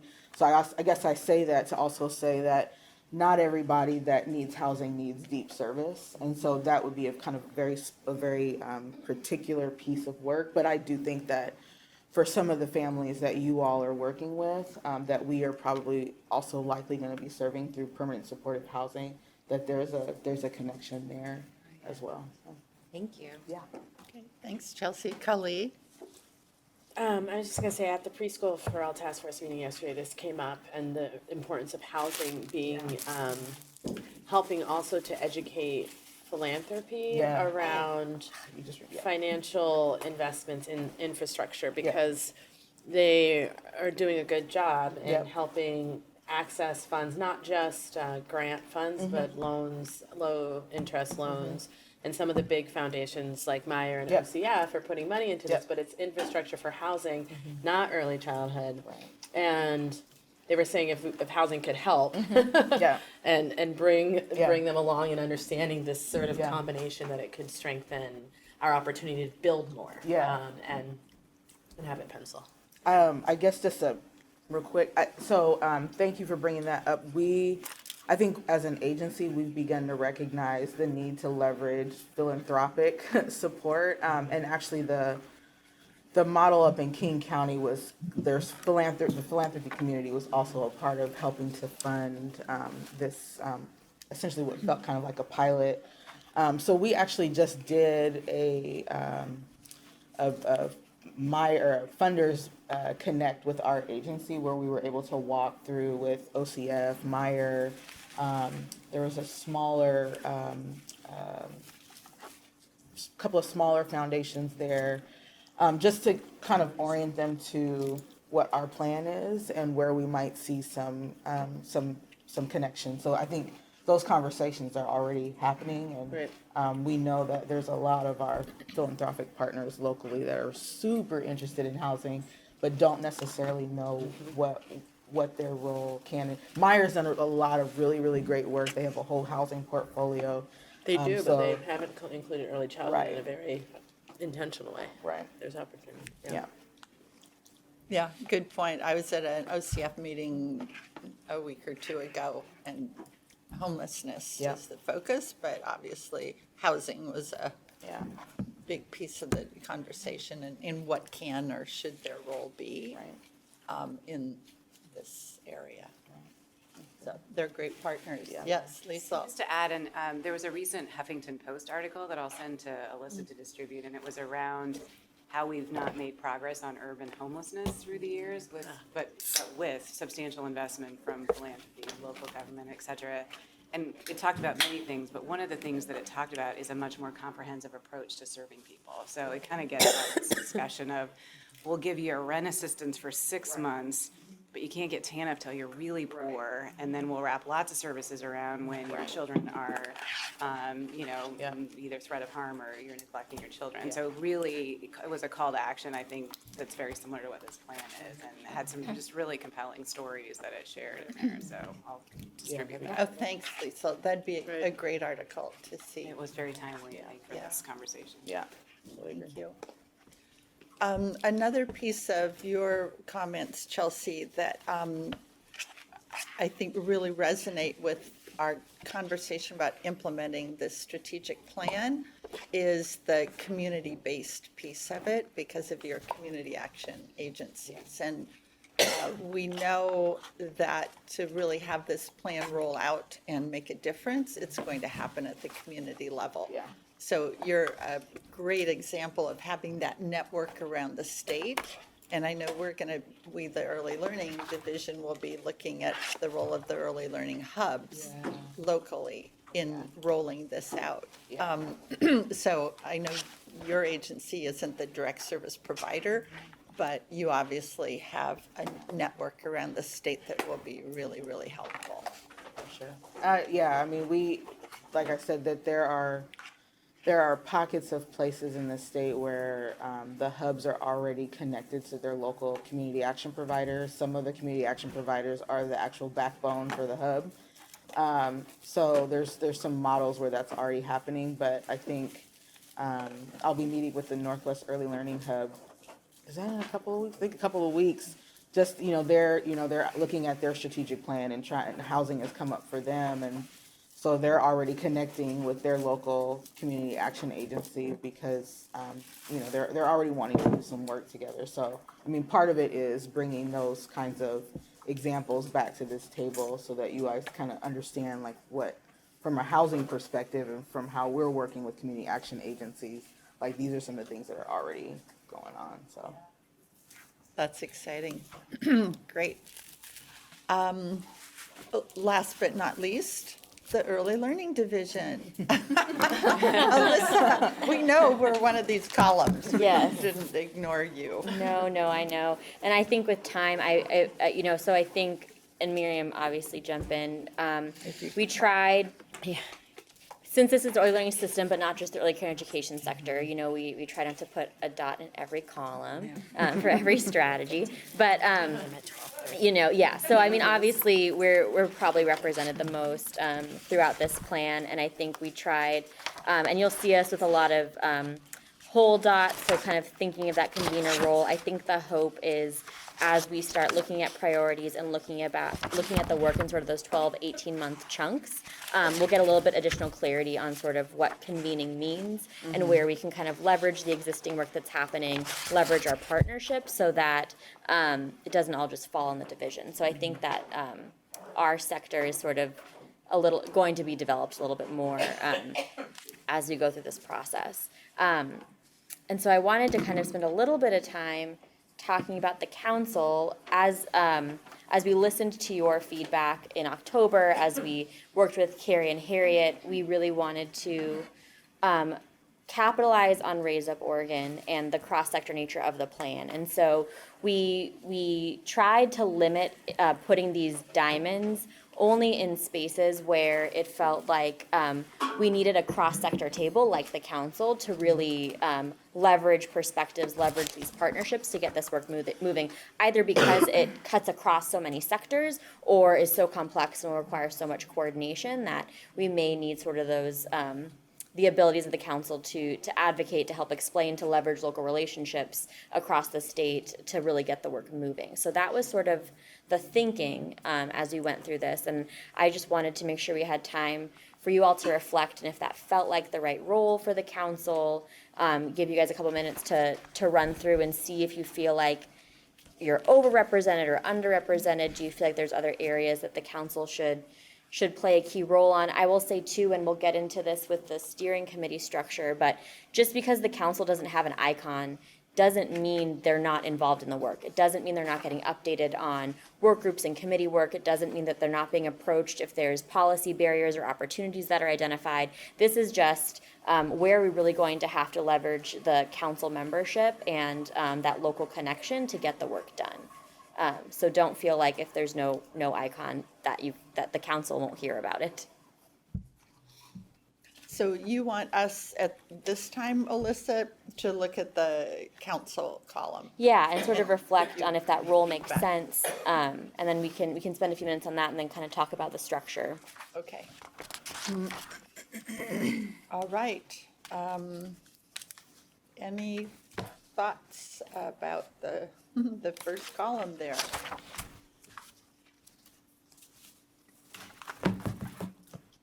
So one thought that I had was around the provide paid family leave. We struggled a bit with this one because we absolutely want it and we want to support it, but we didn't. The way it was written was to provide paid family leave. It's a little different, but I appreciate that the council got a star there because something needs to happen. But yeah, and what would the role of the council then be? Yeah, and I think that's one where, and I believe it also has the children's cabinet possibly. That's 8 point. Okay, yeah, so I think that's when we've talked about, if that's a conversation we have of, can we put the children's cabinet there to help leverage? But I think, and this also relates a little bit to legislative updates, but as we think about the council and sort of this reimagined role of being a cross-sector convener, I think the hope is that we don't have to just leverage the health perspective or the early care and education perspective, but that we can start bringing in housing, we can start bringing in education and bringing in these other perspectives so that it's not just one sector shouting for this. But that we can have those elevated policy discussions at the council, leverage some cross-sector relationships to just sort of garner that additional support out in the field. And obviously with, approval and guidance from the governor's office and all that, and again, that's where I know we have a question about if the children's cabinet can play a role, but how do we kind of look at advocacy and looking at the need for paid family leave from all those different sector angles? Yeah. Eva?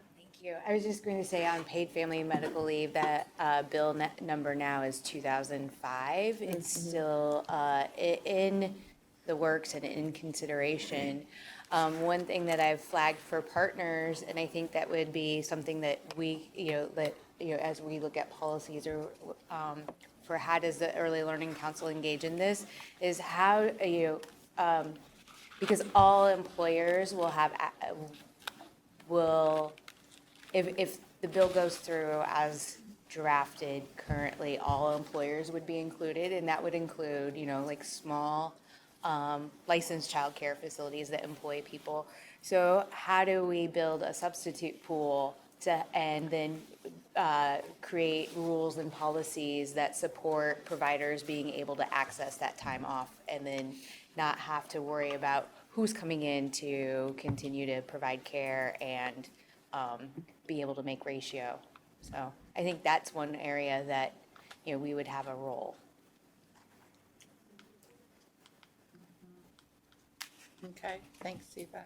Oh, and there's also, I think still in the bill, I know that one of the things that had been talked about for small employers that pay into the system too, they would be able to access or apply for a grant to help cover funds.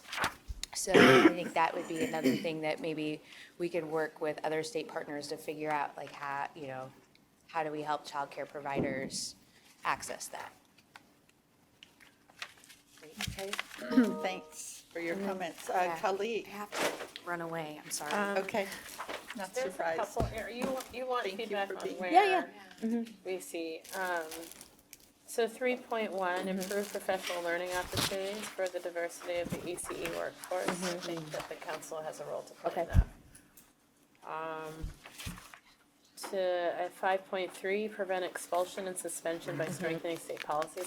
That's just a very clear policy piece, so it feels like we should be involved. Great. And then What number are you on, Khalid? 5.3. Okay, thank you. I had a question around for 9.4, actually, before I skip there, it's 6.1, I went sort of back and forth. I don't know if establishing the culture and practice requires policy, if it's not in place right, I don't know if this is a stretch thing. Sure. 6.1, I Yep. think we've talked about the importance of linking the two domains, so to speak. And I don't know if policies could help support that linkage, and if they could, then I think there's a role for the council. Okay. So that was sort of a question mark in my head. And then I wondered why at 9.4, I was trying to think of, what would we do that links quality early care and education, self-sufficiency, and housing assistance? Because it sounds like there's already tables set to do that, so I don't know that we have a role in doing that, but I'm not trying to shirk responsibility either. It's just like, No, it's a great question. I think there has been a lot of movement on that, and I think too, to Kate's earlier point about making sure this is a dynamic document, that could be one that maybe we can take off for now, and if things stall or we identify policy barriers that need to be removed, we maybe add that icon back, for instance. And same with all of our processes, as we go through this, we may find the council needs to play a larger role in some of these strategies. It's great. those are my thoughts. Okay. Thank you. Yes, thanks, Khalid, for your comments. Martha? Khalid, I wouldn't take 9.4 off, as I've been out doing the presentations to the hubs. They're actually thanking us for this more coordinated effort like this, and especially focusing on the housing side, saying, oh my God, you guys are finally paying attention. So you feel like we, by paying attention, is enough for us to be doing something? It's not just the paying attention, it's the fact that we added a whole column, we asked housing to come in and present, and that we're looking at those issues. And I feel that if you take out link high-quality early care and education, self-sufficiency, and housing assistance programs, that may diminish the work that we may be able to add at this point. And all of our hubs, at least the ones that I've talked to where I've made presentations, housing is in their plan, and it's not been a focus in ours. So we're not linking very well. We, the council. Donalda? As a follow-up to Callie's comment about 3.1, I'm think that we have a role in 3.2 in building the pathways to credential, and that somebody needs to continue to support this and champion the cause, as well as the compensation. If somebody's not beating the drum, I mean, we've been beating the drum for 20 years. and- Donaldo, will you talk a little Oh, sorry. louder? Sorry, the 3 lower- point, I think that we have a role in 3.2 and 3.1 to continue the She said in addition to awareness. 3.1 to have Right. 3.2 as well. Yes, Okay. because we need to continue to promote that awareness. I mean, I see us having a role all of 3, That's me really. too. Yeah. I had was trying not 3.3 to- as well. Because But- we just, I mean, we keep shooting ourselves in the foot. We want Agreed. high quality, but we don't pay for it. And then we lower the walls and then we wonder why we don't get what we want. So I think those are critical. Well, and there's like a lot of policy and statutory things that govern this complete section. But yeah, so I don't disagree with Donalda. I was trying to think of what can we do. If we're focused as a council on improving the professional learning opportunities, all these other things sort of follow Right, suit. right. That was my thinking in it, but I do think we play an important role in this area. Each of those, yep, no, that's great. Compensation is a critical Yeah. Yep. of that. And yeah, just one observation on goal 3, I just think it's really, when you look at this, this shows that need for the collaboration and coordination. When you look at all the circles and the half circles. And I know when I was talking with our hub about that, that's where we were focusing too on goal 3, is where we have this great opportunity to work together to get something to happen. So this pictorially says what we were saying verbally. They did. Right, yeah. And when I've been presenting our plan to hubs and organizations, I really say that's the transformational part of this plan. We have all the key partners at the table. Other comments on the Early Learning Council column? People are only adding, they aren't taking away. I tried, but. All right. Gotta strengthen it. Okay, so Alyssa, yeah, let's go to sort of the operational part of this, if you would. Yes, and so I'll Oh, apologize. sorry, hold on, one second, Bobby. Yeah. You know how much trouble we had engaging the business sector, and they're not showing up in here. But on the ground, the hubs are a partner, but they're emerging, so that presentation, the reason I was late was the presentation to the governor's regional solutions group that's working on childcare. But South Coast, Central Oregon, Lynn Benton are ones I know of, and there may be more, where economic development people and business partners are actually, they're focused primarily, it seems like, on facilities. Anyway, and the hubs are playing different roles depending where, this is just kind of coming up from the bottom. I don't expect us to do it today, but I wish that grassroots activity had been going on before we developed Raise Up Oregon, and we would have had a business voice at the table. But it seems, I mean, it seems wonderful that it's happening, and to not and to not connect to it would be a lost opportunity. So I don't have a specific proposal, but these are very concrete activities with players meeting and trying to figure out things on a very community-focused basis. Right. And so it seems like maybe somebody, if we could just integrate it into Raise Up Oregon in our vision, that our vision would get big enough to connect with them and to be supportive of what's going on. Right.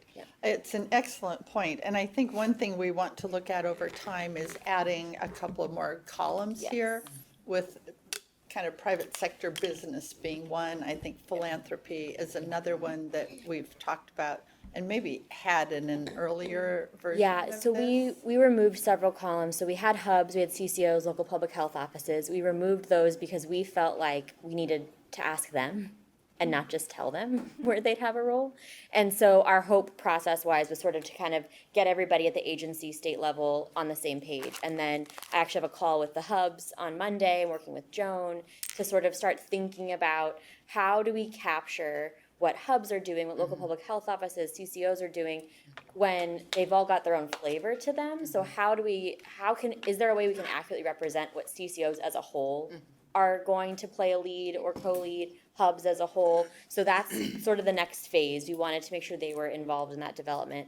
And I know Chelsea has some thoughts too. I also want to say, I think it's a good segue for this steering committee, because one of the goals of this group is going to be making sure we're tracking work that's happening outside the sphere of the council. And Joan will be on that steering committee, so at least in your direct example, we'll have that thread, but that's one of the goals of this group. And Chelsea, I don't know if you wanted to add. Yeah, I was just, I'm actually glad that you brought up the regional solutions teams, because our agency does work with regional solutions. My colleague Kim Travis frequently attends we were just down in Klamath Falls for their regional solutions meeting.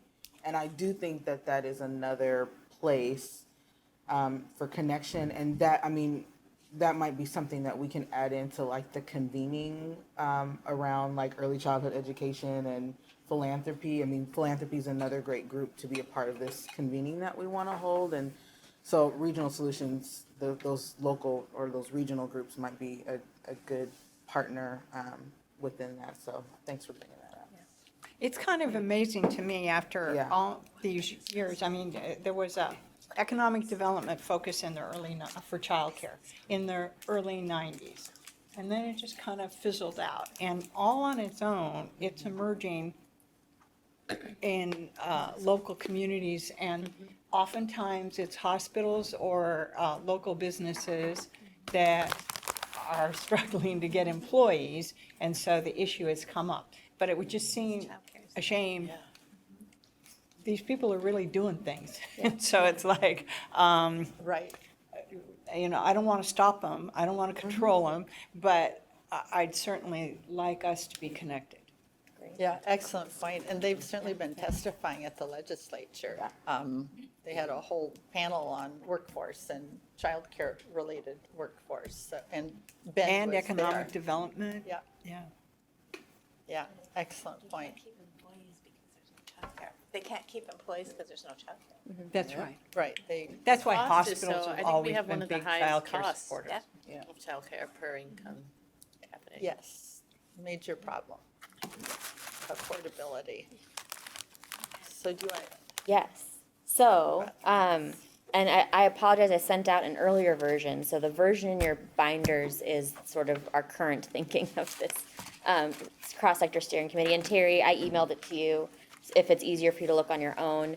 But so I'll walk through this quickly. So when we also asked agency partners to weigh in about that cross-sector grid, we asked if they would help us kind of designate some key staff to participate. So this is a cross-sector body. And so almost everybody at this table will also be joining us at the cross-sector steering committee from our agency partners. But sort of, as I mentioned, the role of the steering committee is to sort of be that like monitor almost, and so they'll work closely with the council and report to the council, but they'll really sort of create recommendations to bring to the council, starting with a committee structure based on the priorities that we kind of work to identify with the agencies. And so we'll sort of bring those recommendations of what committees we think are needed. They may be time limited, 1 to 2 years versus standing. And so they'll be supporting that cross-sector work. They'll also be keeping the council up to date on sort of implementation activities, whether they're happening with the council's committees or, with Kate's home visiting or Family Connect steering committee with these regional solutions bodies, just to make sure that if there's any work relating to Raise Up Oregon that's furthering that work, the council sort of knows about it and has that opportunity to weigh in. They'll also be helping us create sort of those implementation work plans, reviewing them, ensuring consistency, making sure we're not losing any threads or missing any opportunities to capitalize on work that's happening within other agencies or partners that we know are conducting work. As I mentioned earlier, they'll bring any potential policy barriers or opportunities that are uncovered in these different groups so that the council can capitalize on those or help us work to identify bigger policy solutions. And they'll also help us identify sort of that staffing support. So one thing I know we talked about as you're creating Raise Up Oregon is we want these committees to not just be like de facto ELD committees. We really want cross-sector ownership. And so the folks who are on the steering committee may not be the exact staff for these committees, but they'll help us figure out who from their teams is appropriate to help staff. And they'll still have that oversight to make sure agendas are being created that further this work, that the committee doesn't get off course to other interesting but less relevant topics, you know. So they'll really be that common thread is how I've been thinking of it for the council and to coordinate all of those spokes of the wheel in some way. So that's the vision. And so we've kind of bolded that out. And I've got a little visual there of what that structure, sort of a snapshot of that structure. So I've carved out, potentially 3 ad hoc committees that would be based on the priorities that are identified by agencies. We're thinking of having 3 standing committees. And so I think there'd be an equity implementation. We'll be revisiting, membership for all of these, some version of a home visiting committee and an early care and education committee. And so there will likely be some Raise Up Oregon work that feeds into those standing committees as well as these ad hoc committees that are convened with more direct expertise as needed. And then that cross-sector steering committee role will just function over all of them to help filter and get things up to the council as appropriate. I know, and this has been a difficult document to create so that people understand what I'm talking about. So if you have questions, please let me know. I know it's kind of complicated. Yeah, but nice job in trying to give us a visual representation, Alyssa. I appreciate that because I'm a visual learner. Yeah. And also, obviously, we've heard about this steering committee before, so it's not the first time the council has heard of the concept. So questions or comments? Martha and then Bobby. Chair Miller, one comment on your graph. Yes. You might want to consider in the ad hoc committee you have based on agency priorities within Raise Up Oregon, designate one of those or put an or put another committee in when we have ad hoc requests like we've had for the portal, governor's office, or a legislative ad hoc committee that we need to produce. Yep. I think that's a missing element. And then one question, and I don't know if this is for you, Chair Miller, or whether it's for Alyssa. I see that you have an awful lot of agency input coming into the council. We've operated with a bit of an exec committee. How do you envision having some of the council have actual input into what we're discussing, not just state agency? Yeah, so one other thing we talked about is the steering committee, if you look on the membership, so Sue will be on that steering committee, and then we'd be bringing on sort of both the committee and ad hoc chairs, co-chairs, whatever that model looks like, sort of as needed. So as work is identified that wants to be brought up to the council, if we as the committee sort of catch or hear, things that we think need to be flagged, then those chairs would join as well to help us develop that agenda and what's brought to the council. Okay. So the membership from the council side would look different every meeting, but there would likely be at least one other council member besides Sue at every one. Your standing committees, though, should probably be We've debated, we don't want this group to get gigantic, and there's also quorum concerns with and I'll talk more about that with Well, yeah, going down to 8 members, I yeah. understand. So that. we've talked about, and we can still flesh that out, but I think the thought was, everybody on the steering committee will be involved in the committees in some way. And there will, as we think about the new council structures, we think about, frequency of meetings. I think what we're starting to think about is, committees may meet a couple times before the council meets, potentially. And so there may be several meetings of work before a committee feels like they have something that comes to the council, because we want to be moving away from sort of that updating space to really bringing those policy level questions forward, bringing concerns, opportunities, as opposed to here's what we did and it was really exciting and great and here's what we're hearing, but really getting something that the council can sort of act on. And so I think with that shift, we were thinking that may not happen for every steering committee. Sure. Follow up? Yeah. Alyssa, I understand that, but what I see is that there is between your standing committees and your early learning council, there is, to me, a very big disconnect on council input, whether it's from 2 or 3 members or, just one. I mean, this is very heavy agency focused. And I'm concerned about this body, in whatever configuration it looks like, losing the ability to have a direction instead of direction being given to them. So, yeah, let me go to Bobby and then Cully. My question is, I don't know where the legislation is, but that in changing the council. So when I look at the drawing, what's hard is I don't know what the council is going to look like. Right. When this gets put in place. Yeah, and that's because we were trying to focus on the steering committee and not get derailed by what the council may look like. But that would, it plays into all of this conversation because it's not clear to me. I know it's going to change, and that's all. And the legislation is how far along? Right. It keeps getting scheduled for its third reading. I don't know if it actually happened during this meeting or not, but it's one step away from the governor's desk. Okay. Yeah. So, It'll say 1 rep from each of the 5 congressional districts, 1 workforce rep, 1 tribal rep, and somehow in that mix, and then 4 at large. There's 9 So total there are positions. 9 total, one of whom has to be tribal and one of whom has to be. No, we'll get shrunk down to 9. Workforce. So 8 members and a chair, so 9. So. Yeah.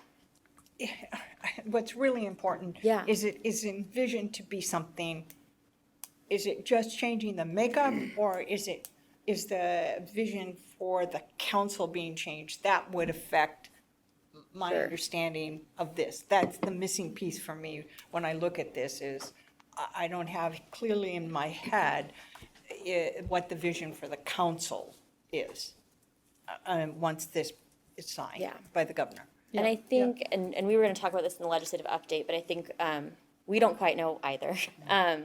But what we do know is that some of the major changes is that it's being scoped back down to 9 members. So this council will get smaller regardless. We know that it will no longer serve as assuming it passes, it will no longer serve as the Head Start Advisory Committee. Rather, we'll have a subcommittee of the council designated to serve that function. Say that again. So Won't be the Head Start Advisory. Yeah, so what made the council so large was it was noted as the Head Start Advisory Council. Okay. And Got it. so I didn't hear it all. Yeah, Sorry. yeah. Got So it. we've got certain positions that are sort of here to fill that Head Start Act role that were not part of the original council membership. And so we know we're going to get scoped down to 9, assuming this bill passes. Obviously, these are all governor-appointed positions, so it's sort of the governor's prerogative, whether we try to move folks around to fit into the new slots we'll have. We're, obviously looking at term limits and things like that. I know we have a couple council members who've term limited out, unfortunately. So there'll be those considerations. But I think as we've been talking with the governor's office, the goal is to again, really leverage Raise Up Oregon. And so we're trying to think through how to make the council a cross-sector table and not just rely on agency staff. The other thing that it changes is it changes all of our agency partners from having voting positions to non-voting. So most of the time, that's not really an issue. When Pat comes, he votes, but otherwise, all of our partners here, they're advisors, so they haven't had voting abilities anyway. But that's another shift. And so the council still retains rulemaking, so we're trying to think of rulemaking along with, keeping agency voice, along with sort of expanding the scope so that this isn't just an early care and education sector council, but potentially representative of more perspectives in the full system, which is what we try to do with Raise Up Oregon. But we don't know at this point, what the governor's thinking herself. And this came out of the governor's Yes, education. yeah. The Chief Education Office submitted this legislation, and it's gone through a couple amendments to get the tribal position carved out, the workforce position carved out. But the idea, the initial concept is they wanted to scale it back. This council can be up to 20 members. We've been sitting at about 13, 14 for a while, but just scoping it down to that original 9. Yeah, Bobby. So I think one of the biggest questions is, that's been going through my head about this change is the vision to separate it from the early learning division in any way, to separate it from early care and education and make it more, I keep hearing that and I'm trying to figure out what it means. Yeah. I can say words, but making it real in my mind about what that means is much harder. And that's why this structure is harder for me to understand, because I'm sure I have not completely grasped the vision for the council, and it's so easy to think in terms of what we know. Yeah. I think, there's no way to completely divorce the council from the division, particularly with rules on the table. So the council will always, as of right now, they're still the rulemaking authority. So all the programs that run through the division, the rules need to be approved by the council. But one other thing that this legislation changed is and I know you, Bobby and Sue, but you've talked about this a lot, the council was charged with overseeing the early learning system, but you guys never have had any real authority behind that. And so another thing that changed was, instead of overseeing the system, it's coordinating the system.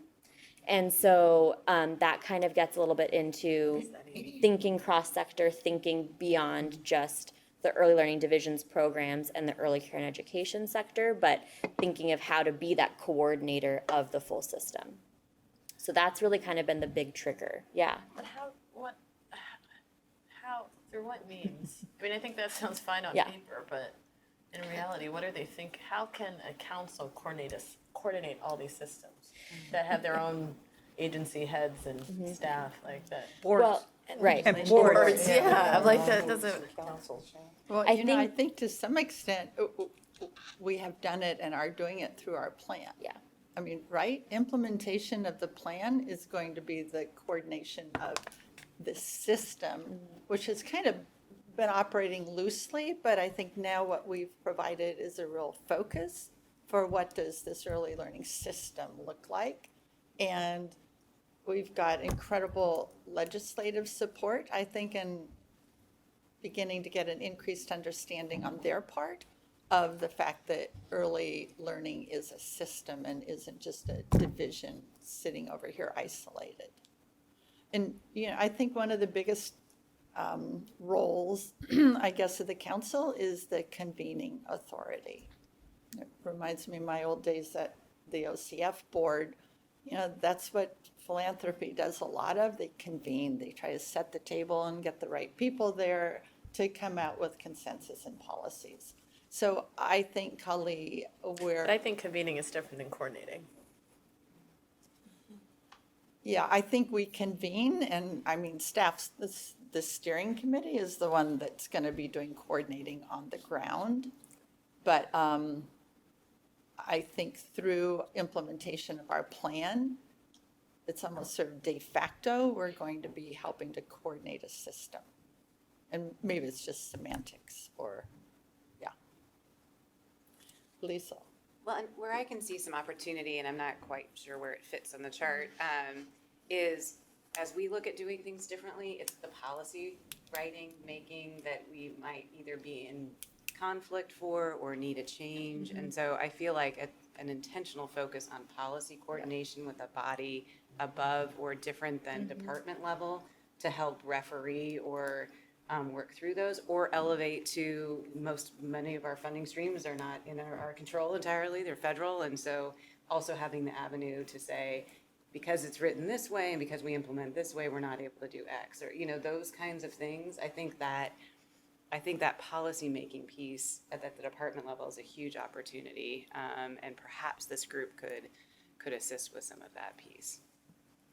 But there's a discipline, we would really have to structure those conversations in a very careful or intentional way. Right, and I guess, I'm not trying to be negative.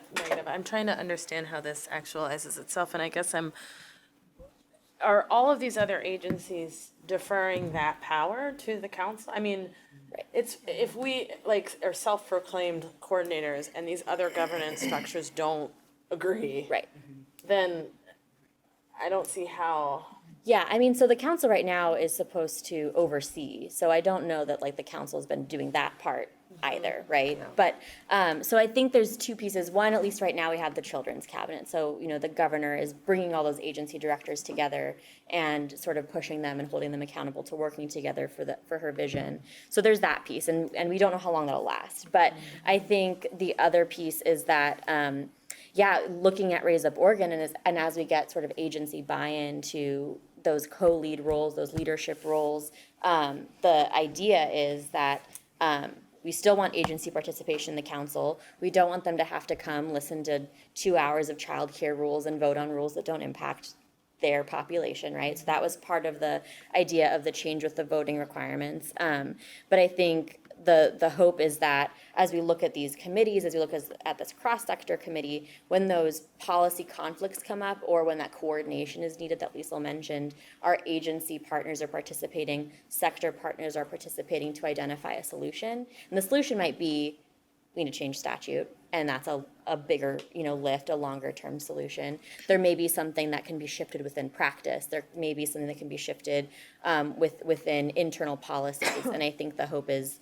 that this table is viewed as not the authority to do that, but that opportunity to have those conversations that aren't siloed. So it's helping to make sure that DHS and ED can work through where things are missing and become more aligned. It's where housing and DHS can capitalize on opportunities and recognize where there's policy barriers, so that we're not just relying on one-to-one staff conversations. Does that help? Chair Miller, this is Terry. Yes, Terry, your turn. Okay, as I listen to the conversation, I do have a bit of concern about the pendulum swinging. When I started my time on the council, there were no agencies at the table. And now I hear a lot of talk about agency involvement. And I don't hear a lot of talk about on-the-ground local voice. And I understand that there will be people that will represent each of the congressional districts or whichever. But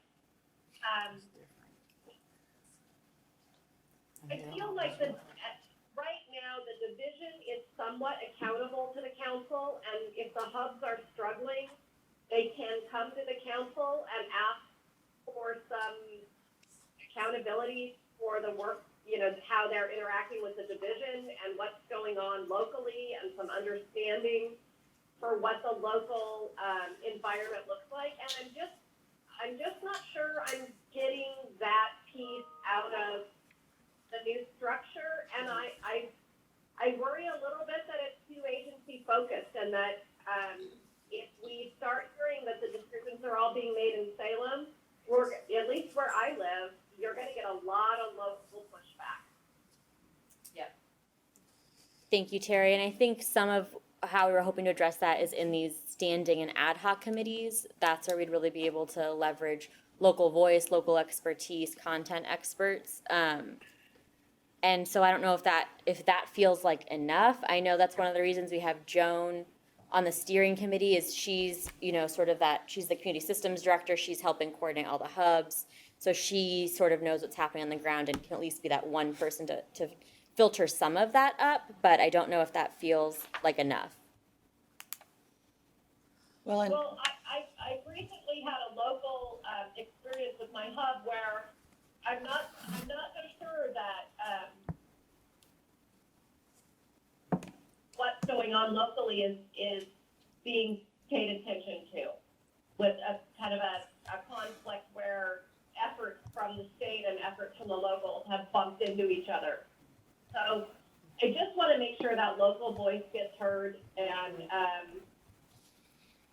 that it's truly across, because cross-sector looks different on the local level than it does at the state level. Right. And so I worry that it's going to be another top-down system that locals will be required to interact with, and it's not going to serve communities. Okay, thank you, Terry. thanks, Terry. Shauna, sorry, I didn't see your hand. Well, and earlier. I was derailing us a little bit too, so I wanted to make sure those pieces got set. So you mentioned the, thank you. You mentioned the subcommittee for Head Start Advisory. And so I know it's not quite worked in just yet, but I think that even with this thinking that I know for home visiting as well, for maternal, infant, early child home visiting, they also have to have an advisory group. And I think one of the challenges and why they put it into legislation, tried to have it connected at this level, is because trying to get representatives from all these, we'll be having Kate come to 4 different meetings every month so that she can be representing what we're required to have in our legislation. And I don't think that's just home visiting and Head Start. I'm guessing there's other folks that have the same challenge. So I just want to make sure that we're thinking of this, that we can be mindful of that and somehow figure out how that can fit into all of this in a way that meets those needs and make sure it stays integrated instead of everything having to go out on their own and trying to do it, which is more stressful for the people that have to be convened, and just less coordinated if those are all pushed out. Yeah, the hope is that those can be integrated into the standing committees. And we're kind of looking through how you do it without having a 30-member committee, but that's the hope is that some of these standing committees can serve dual functions, both as content experts for the council as well as meeting the HFO and McV requirements, or meeting the Head Start Advisory and the OPK advisory requirements that are in statute. So we're still kind of working on what that means, like I said, in terms of number of membership. I think too, as you know, the Head Start Advisory Act, that list of members is huge and even bigger than what's been sitting on the council. So I think we also need to take that strategic lens with this council to figure out what are the perspectives we need to make sure represented in each of these committees, so that collectively we're bringing everybody to the table. Yeah, thank you, Shauna. A really good point. We're trying to streamline and not multiply. Yes. Yes. Chair Miller. Martha. Alyssa, with some of the conversation with your chart again. Yeah. I'll help you. You might, besides the ad hoc and the standing committees, I have a question on RACs.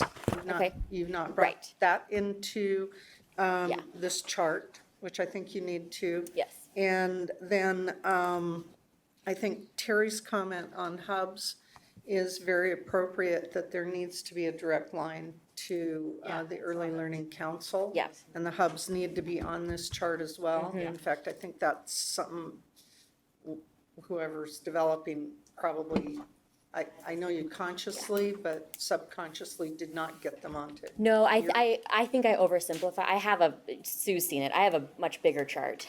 And I was trying to keep this focused on the cross-sector steering committee, and I think that was a mistake. But yes, I do have, we've talked about hubs and how to involve hubs. I don't think we've landed that yet. RACs are in here, and we've talked about how to get SICC integrated. For the purpose of this conversation, I was hoping to focus on the cross-sector steering committee and not necessarily the new structure of the Early Learning Council, because I think that's still sort of we're trying to wrap our heads around it and see what the governor wants. But So who has final say in structure? The new council or the governor? the council, once once the governor sort of gives us her vision of what she wants the council to look like, we'll be able to help bring a more fully formed proposal to the new council about that structure. But right now, as Bobby said, until we know, is this like a functionally cross-sector council? Is it going to be another version of what we have now? That'll sort of impact how this all really rolls out. So I think that's kind of the piece we're waiting on. But yes, so the hope is we'll have racks. I'm really envisioning a lot of spinning plates at the same time, but we'll have racks happening, and we may have multiple racks happening in the same 2-month period, while ad hocs are convening, while standing committees are convening, which is why this new council administrator rules coordinator position is going to be really crucial, because I'm envisioning that they'll be staffing all the racks with the content experts and be that technical rule writer, but I'm hoping they'll also be involved at each of these other committees to make sure, again, that we've got that common thread working with the steering committee, so that everything's in alignment and the council can feel confident in the work of the committees and confident that they're moving their vision and Raise Up Oregon and their direction forward appropriately. So I'm happy to bring back a larger graphic. Yeah, I think that's pretty critical. And then one other comment, I know we've met about the home visiting, but there are components within that may cross into the early care and education. For example, early Head Start is part of McVie and is part of what we consider home visiting, and there's a big amount of money going that direction as well. Yes. Yep. Donalda. I had a question about that.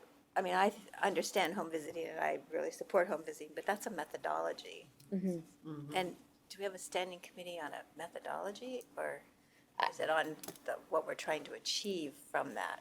Yeah, I mean, this is just a working title, but yes, it's sort of a reimagination of Best Beginnings. Also thinking of some of the legislation that's passed, the vision, the strategies captured in Raise Up Oregon. The hope is that could be a table working with Kate's Family Connects group. So, yeah, and Kate, if you have thoughts on. Yeah, I mean, I tend to agree with you, Donalda, that it's a methodology, and it's a subset of what's going to be needed in order to make the home visiting system really work well with. What is it we're trying to achieve via that? Right. Yeah. Right. So I do think, I don't have an answer right now, because my head keeps going back to what we know, to your point, you know, that P to 3 is really what we're looking at. But do you want like a standing committee on P to 3 work, which is really another name for Best Beginnings? So, you know, it has worked in terms of that group being able to meet the needs of the home visiting. So the advisory committee for HFO, and now the McVie with some supplemental people coming in. So it might just need a little bit more. Yeah. You know, and then with, of course, the Family Connects coming in, that's its whole other beast. I will say it's an awesome beast to have, but it's like training your dragon 5 or 15 or something. So, and I could share more about that later. Well, if thank we you, have time. Kate, for that explanation, because ever since I was approached about home visiting, my brain's not functioned well around that, because it is a whole P to 3 that, you know, it includes home visiting, but there are some other minor things, well, not minor, but other things that intersect and connect. Yeah. And it's, I think to carve that out as just an HV is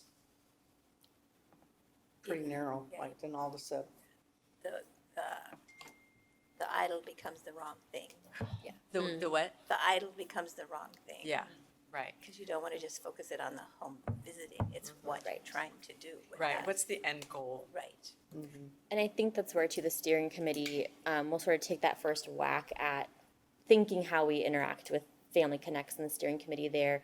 The idea is they would help kind of craft a draft charter, draft ideas of membership that the council would then review. Ideally, the council would solicit recommendations for membership, but I think the hope is that we've got close to the right minds at the table to try to put all those pieces together to then bring you guys something that makes sense and does further the work and isn't just something to have. Okay, Bobby.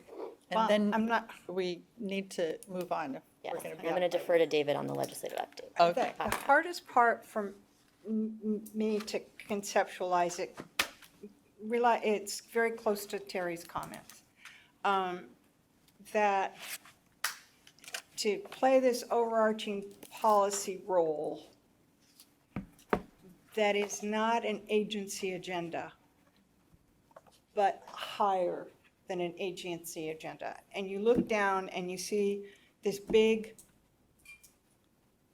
committee in place that's all agency focused. So it's, I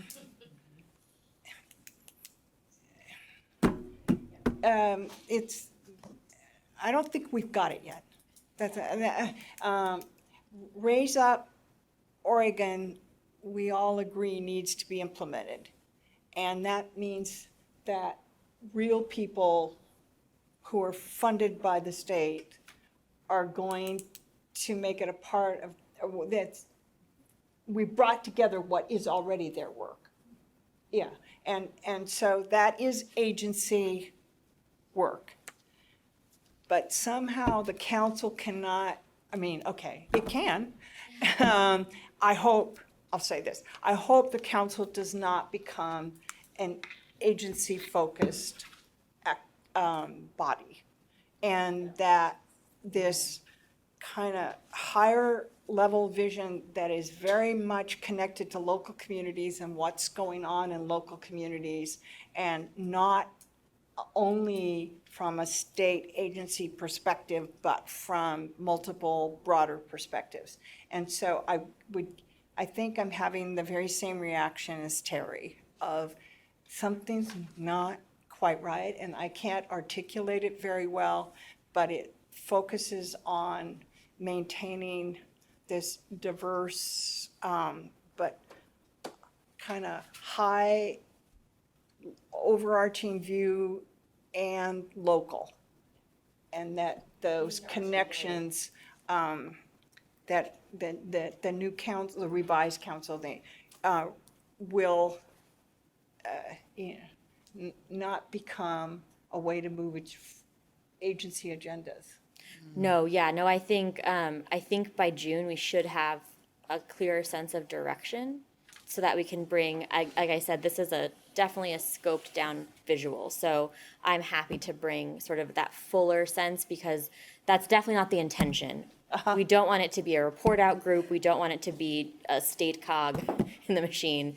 We want it to be visionary, and we want it to have the power to go out into communities and move work and bring the voice of the community up so that we're really addressing what Oregon needs and not what agencies think Oregon needs. So thank you for that. I think we'll work on making sure that's more accurately reflected. And I'm so sorry I have to be the captain. I understand. Great input. Thank you, council.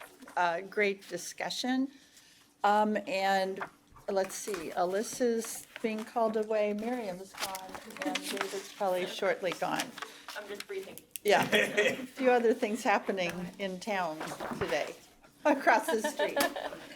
Well, it is that time of year, you're right, Shauna. So we will We're in the do. sprint to the end. It's over there. Oh, my gosh. Sort of a quick legislative session update. For those of you agency reps sitting around the table, are there any legislative updates you would like to provide, or bills to watch, or, yeah, nothing going on for, yeah. There's a lot. There's a lot going on over there. I feel like we're just kind of all in limbo right now a bit. You know, we're at that moment where we know what the universe is, we know what fiscal forecast is. Now it's got to just kind of be the final play out. Just borrow space. Right. Yeah. Yes, and where it lands. Yes. David, do know you what we want to don't know, right? take Yeah, us? Okay, what did you and Alyssa decide to do? You want to take us through this No, I wasn't gonna take it through the whole document, but it's just sort of where we are and just sort of a couple key bills.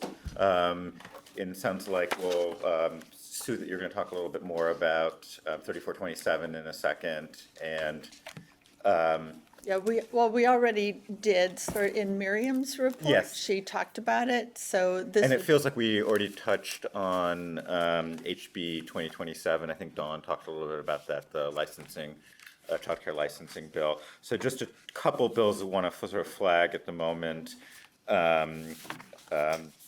As there's two bills related to childcare, SB 490, SB 813. These both came out of Senate Human Services Committee.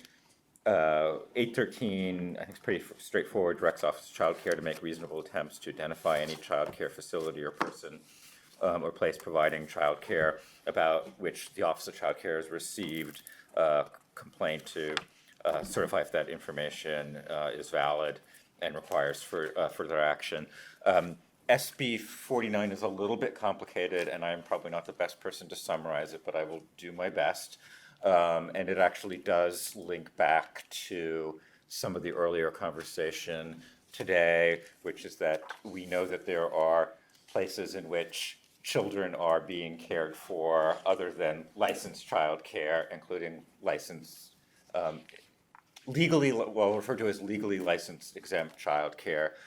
What this bill does, and I'm not going to be able to explain the mechanisms by which it does it, is if there is a valid child welfare complaint found against someone who has been providing legally licensed exempt child care, we would have the authority to prevent them from continuing to provide child care. Yeah, so it's not the complete story, but it's part of the story. So, and the mechanisms get very complicated. Alyssa would actually be the best one to provide a full explanation. But that's what that bill is attempting to try to start to address some of those challenges. Two of the key agency bills that we're still waiting, or that are currently in Ways and Means Education, are House Bill 2024. This provides the sort of statutory framework around the quality infant toddler child care initiative that we've been able to pilot using CCDF, that has been referred to as Baby Promise, and House Bill 2025. That's the bill that also creates better alignment among our preschool programs, provides the direction also to be able to support both full-day programs in Head Start and salaries and transportation, as well as allow OPK programs to really be birth to 5 with early Head Start as part of that, and also is more explicit on the role of hubs in developing the community plans around preschool promise. I think, as was sort of mentioned a minute ago, we are in that sort of both the sort of rush and wait period of legislative session. So, while I know there's been a lot, what I've ended up referring to since we have the JCSS, the Joint Committee on Student Success Investment Package, what I'm referring to as the normal budget process, is just really beginning for the Department of Education and the Early Learning Division. That will probably unfold rather quickly in the next 2 weeks, but that's sort of where we are, and so we will know a lot more about that process sometime in the next 2 weeks. So that's sort of where that process stands. How about the task force 2346, a library? So that's also currently so anything that had a sort of fiscal, had revenue, had funding related to it that wasn't funded by the Joint Committee on Student Success Investment Package gets sent to Ways and Means Education. So because there was money attached to that task force, that's sitting in that committee. So there's going to be a lot of movement in the next 2 weeks to get through both the agency budgets and all of those policy bills. As I said, it's sort of the wait for the rush. Do you have any sense of of, like on that one, whether it's going to make it or whether it's I just gonna do. get dropped by the side? I do. Oh, you do, great. What do you think? We have the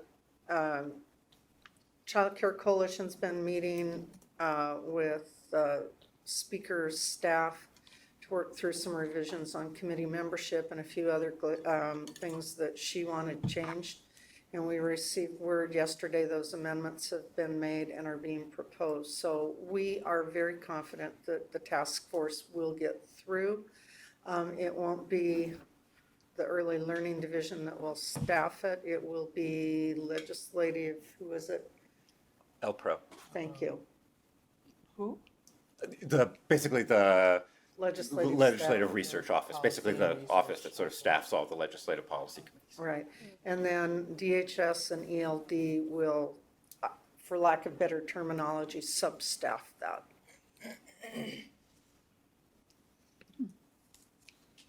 Okay. Oh, and we had until 5 o'clock yesterday to say, yes, we liked what we saw, or no, we didn't, so, And if you'd said no, it was dead? no. No. We had one minor revision, and I don't know where that stood. Fine. All right. Any questions of David? Well, how about 2348? This is just curiosity, so you can tell me, forget it. You know anything about it? Anybody tracking it? I'm sure Alyssa is. I don't believe that is still moving. I don't think it is either. That's good, because it's a bad idea. They didn't ask my opinion. Was that even one of ours, or was that one of, Yeah. one of the legislators? There were a couple that, which one's this one? Is this the one to get rural providers more money? I mean, that's a good idea. That's a great idea. Is that, It that's looks what like it was? that's what It's just how they were doing it. Never mind. I shouldn't have said Okay, anything. maybe not going anywhere. David's going somewhere, I can tell that. Any other questions of David before he escapes? Okay, have a great afternoon, David. Thank you very much. From our other partner advisors, any legislation you want to highlight for us, or ones you'd just like us to be aware of and watch? We're still hoping the tobacco tax will, in some form or shape, will pass, both for the revenue, but because of the public health impact that it will have. And that clearly hits, our populations here too, so. Yep. And there's a lot going on with prescription drug pricing. I mean, that also hits our populations. These are much more tangential, opioids, that kind of thing. So the WIC bills are still alive. I don't know how long they're going to stay alive, but one continues and expands on the Farm Direct funding. And then also the other one is to increase the eligibility not to end at 5, but up until kindergarten entry for the kids, so that you connected them with school, the school lunch program. So that one's pretty expensive, so I think now it's going to hit Ways and Means. It might not last, but that's a really important one for our populations too. And of course, universally offered home visiting, so we'll see where that goes. Right. Still hopeful. Very hopeful. Yep. Yeah, Kara. I would just add that as it stands budgetarily, we still have a regional low incidence programs that are experiencing in the governor's recommended budget a $6.2 million reduction, which will have an impact on our EIECSE services. So they typically partner, they help us to serve those students who are highest need and have more rare disabilities and ones that are more expensive to provide supports to. So we're talking about deaf, hard of hearing, we're talking about visually impaired, deaf, blind, students with autism. And so that program is still slated at this point to get that $6.2 million reduction. And we're watching very eagerly to see if anything changes. So Kara, there wasn't money in student success? No. To up Not for that program. So this is one that was, we missed it. Well, they look at regional programs as serving K-12 or pre-K-12. It serves 0 to 21. Yeah, so it isn't viewed as an early childhood program necessarily. Right. And So it's not EIECSE. it's not EIECSE, but EIECSE partners with regional programs to provide services to some of those children with those low incidence disabilities. And so the idea being those children have to be served whether or not regional programs are able to contribute or not. So EIECSE would be picking up whatever the regional programs weren't able to with this reduction. So it's just something to keep in mind as we're thinking about additional funding for EIECSE. We missed that in the conversations. We could have added that in. Lisa. Sorry. These are broader than early childhood, but we're certainly paying attention to Senate Bill 1 and Senate Bill 221, which are related to the Children's Cabinet agenda and part of the governor's agenda around, in part, capacity building for hard to serve or youth with specialized needs and building additional capacity. I know that's something OHA is watching closely too. So just to add those to the mix. And then, okay, I have to rely on this email here that I guess it came in time. So I think what's relevant, the rental market resource. So I think most folks know that the Senate Bill 608, which prohibited no cause eviction and limited rent increase, passed and was signed by the governor. I feel like that was several weeks ago. That's not something that we administer, but I think something that would complement that is, where is it? Which one is it? No. House Bill 2006, which is our rental market resources. So this essentially is about $20 million that expands existing strategies around housing navigation, services and supports for survivors of domestic violence and or sexual assault and their families. It includes fair housing training for tenants and landlords. It includes legal assistance for low-income Oregonians with housing issues, and then continues to support ready-to-rent or rent well for tenants who have high barriers to housing access. So that looks like it's been scheduled for a work session on June 5th. So fingers crossed that this continues to move through. And then I think our budget is being heard on the 5th as well. Our budget is scheduled for a work session on the 5th as well, June 5th. So all the other bills are all very, very tangential. Probably don't have anything to do with early learning, but. Okay, thank you, Chelsea. Chair Miller, I can come Yes. back to HB 2348. I read that. That's our copay bill, and I don't see that as getting through. They have 10% on the sheet, and we were pushing 7. I think it's 7 in the legislation for copay. Oh, copay. Yeah, it's the copay reimbursement, and I don't think we're going to get that. On which, what is, 'cause it's not- 2348 you were asking about. Oh, I thought this was payment rates. This one was copay? Thank you, Okay, Chelsea. thank you. Okay. All right, final agenda item was, obviously the huge 3427, exciting. We actually have sparkling cider for those of you who can stay to have some sparkling cider. It's been a long time coming, thousands of hours of advocacy by the coalition, all of us sitting around this table. So it's just very exciting, I think, to see that the legislature all of a sudden has us on their radar. And it was cool to be a part of the big education monolith that we all know we've been a part of, but now we're acknowledged as a part of it. So congratulations to everybody who helped make that happen. Sure, thank you, Sherry. Sure, we will have a quick non-alcoholic toast to early childhood, early learning system development that we've all made happen. Okay, thank you, Sherry, for the cider, and thank you, council members. We are adjourned.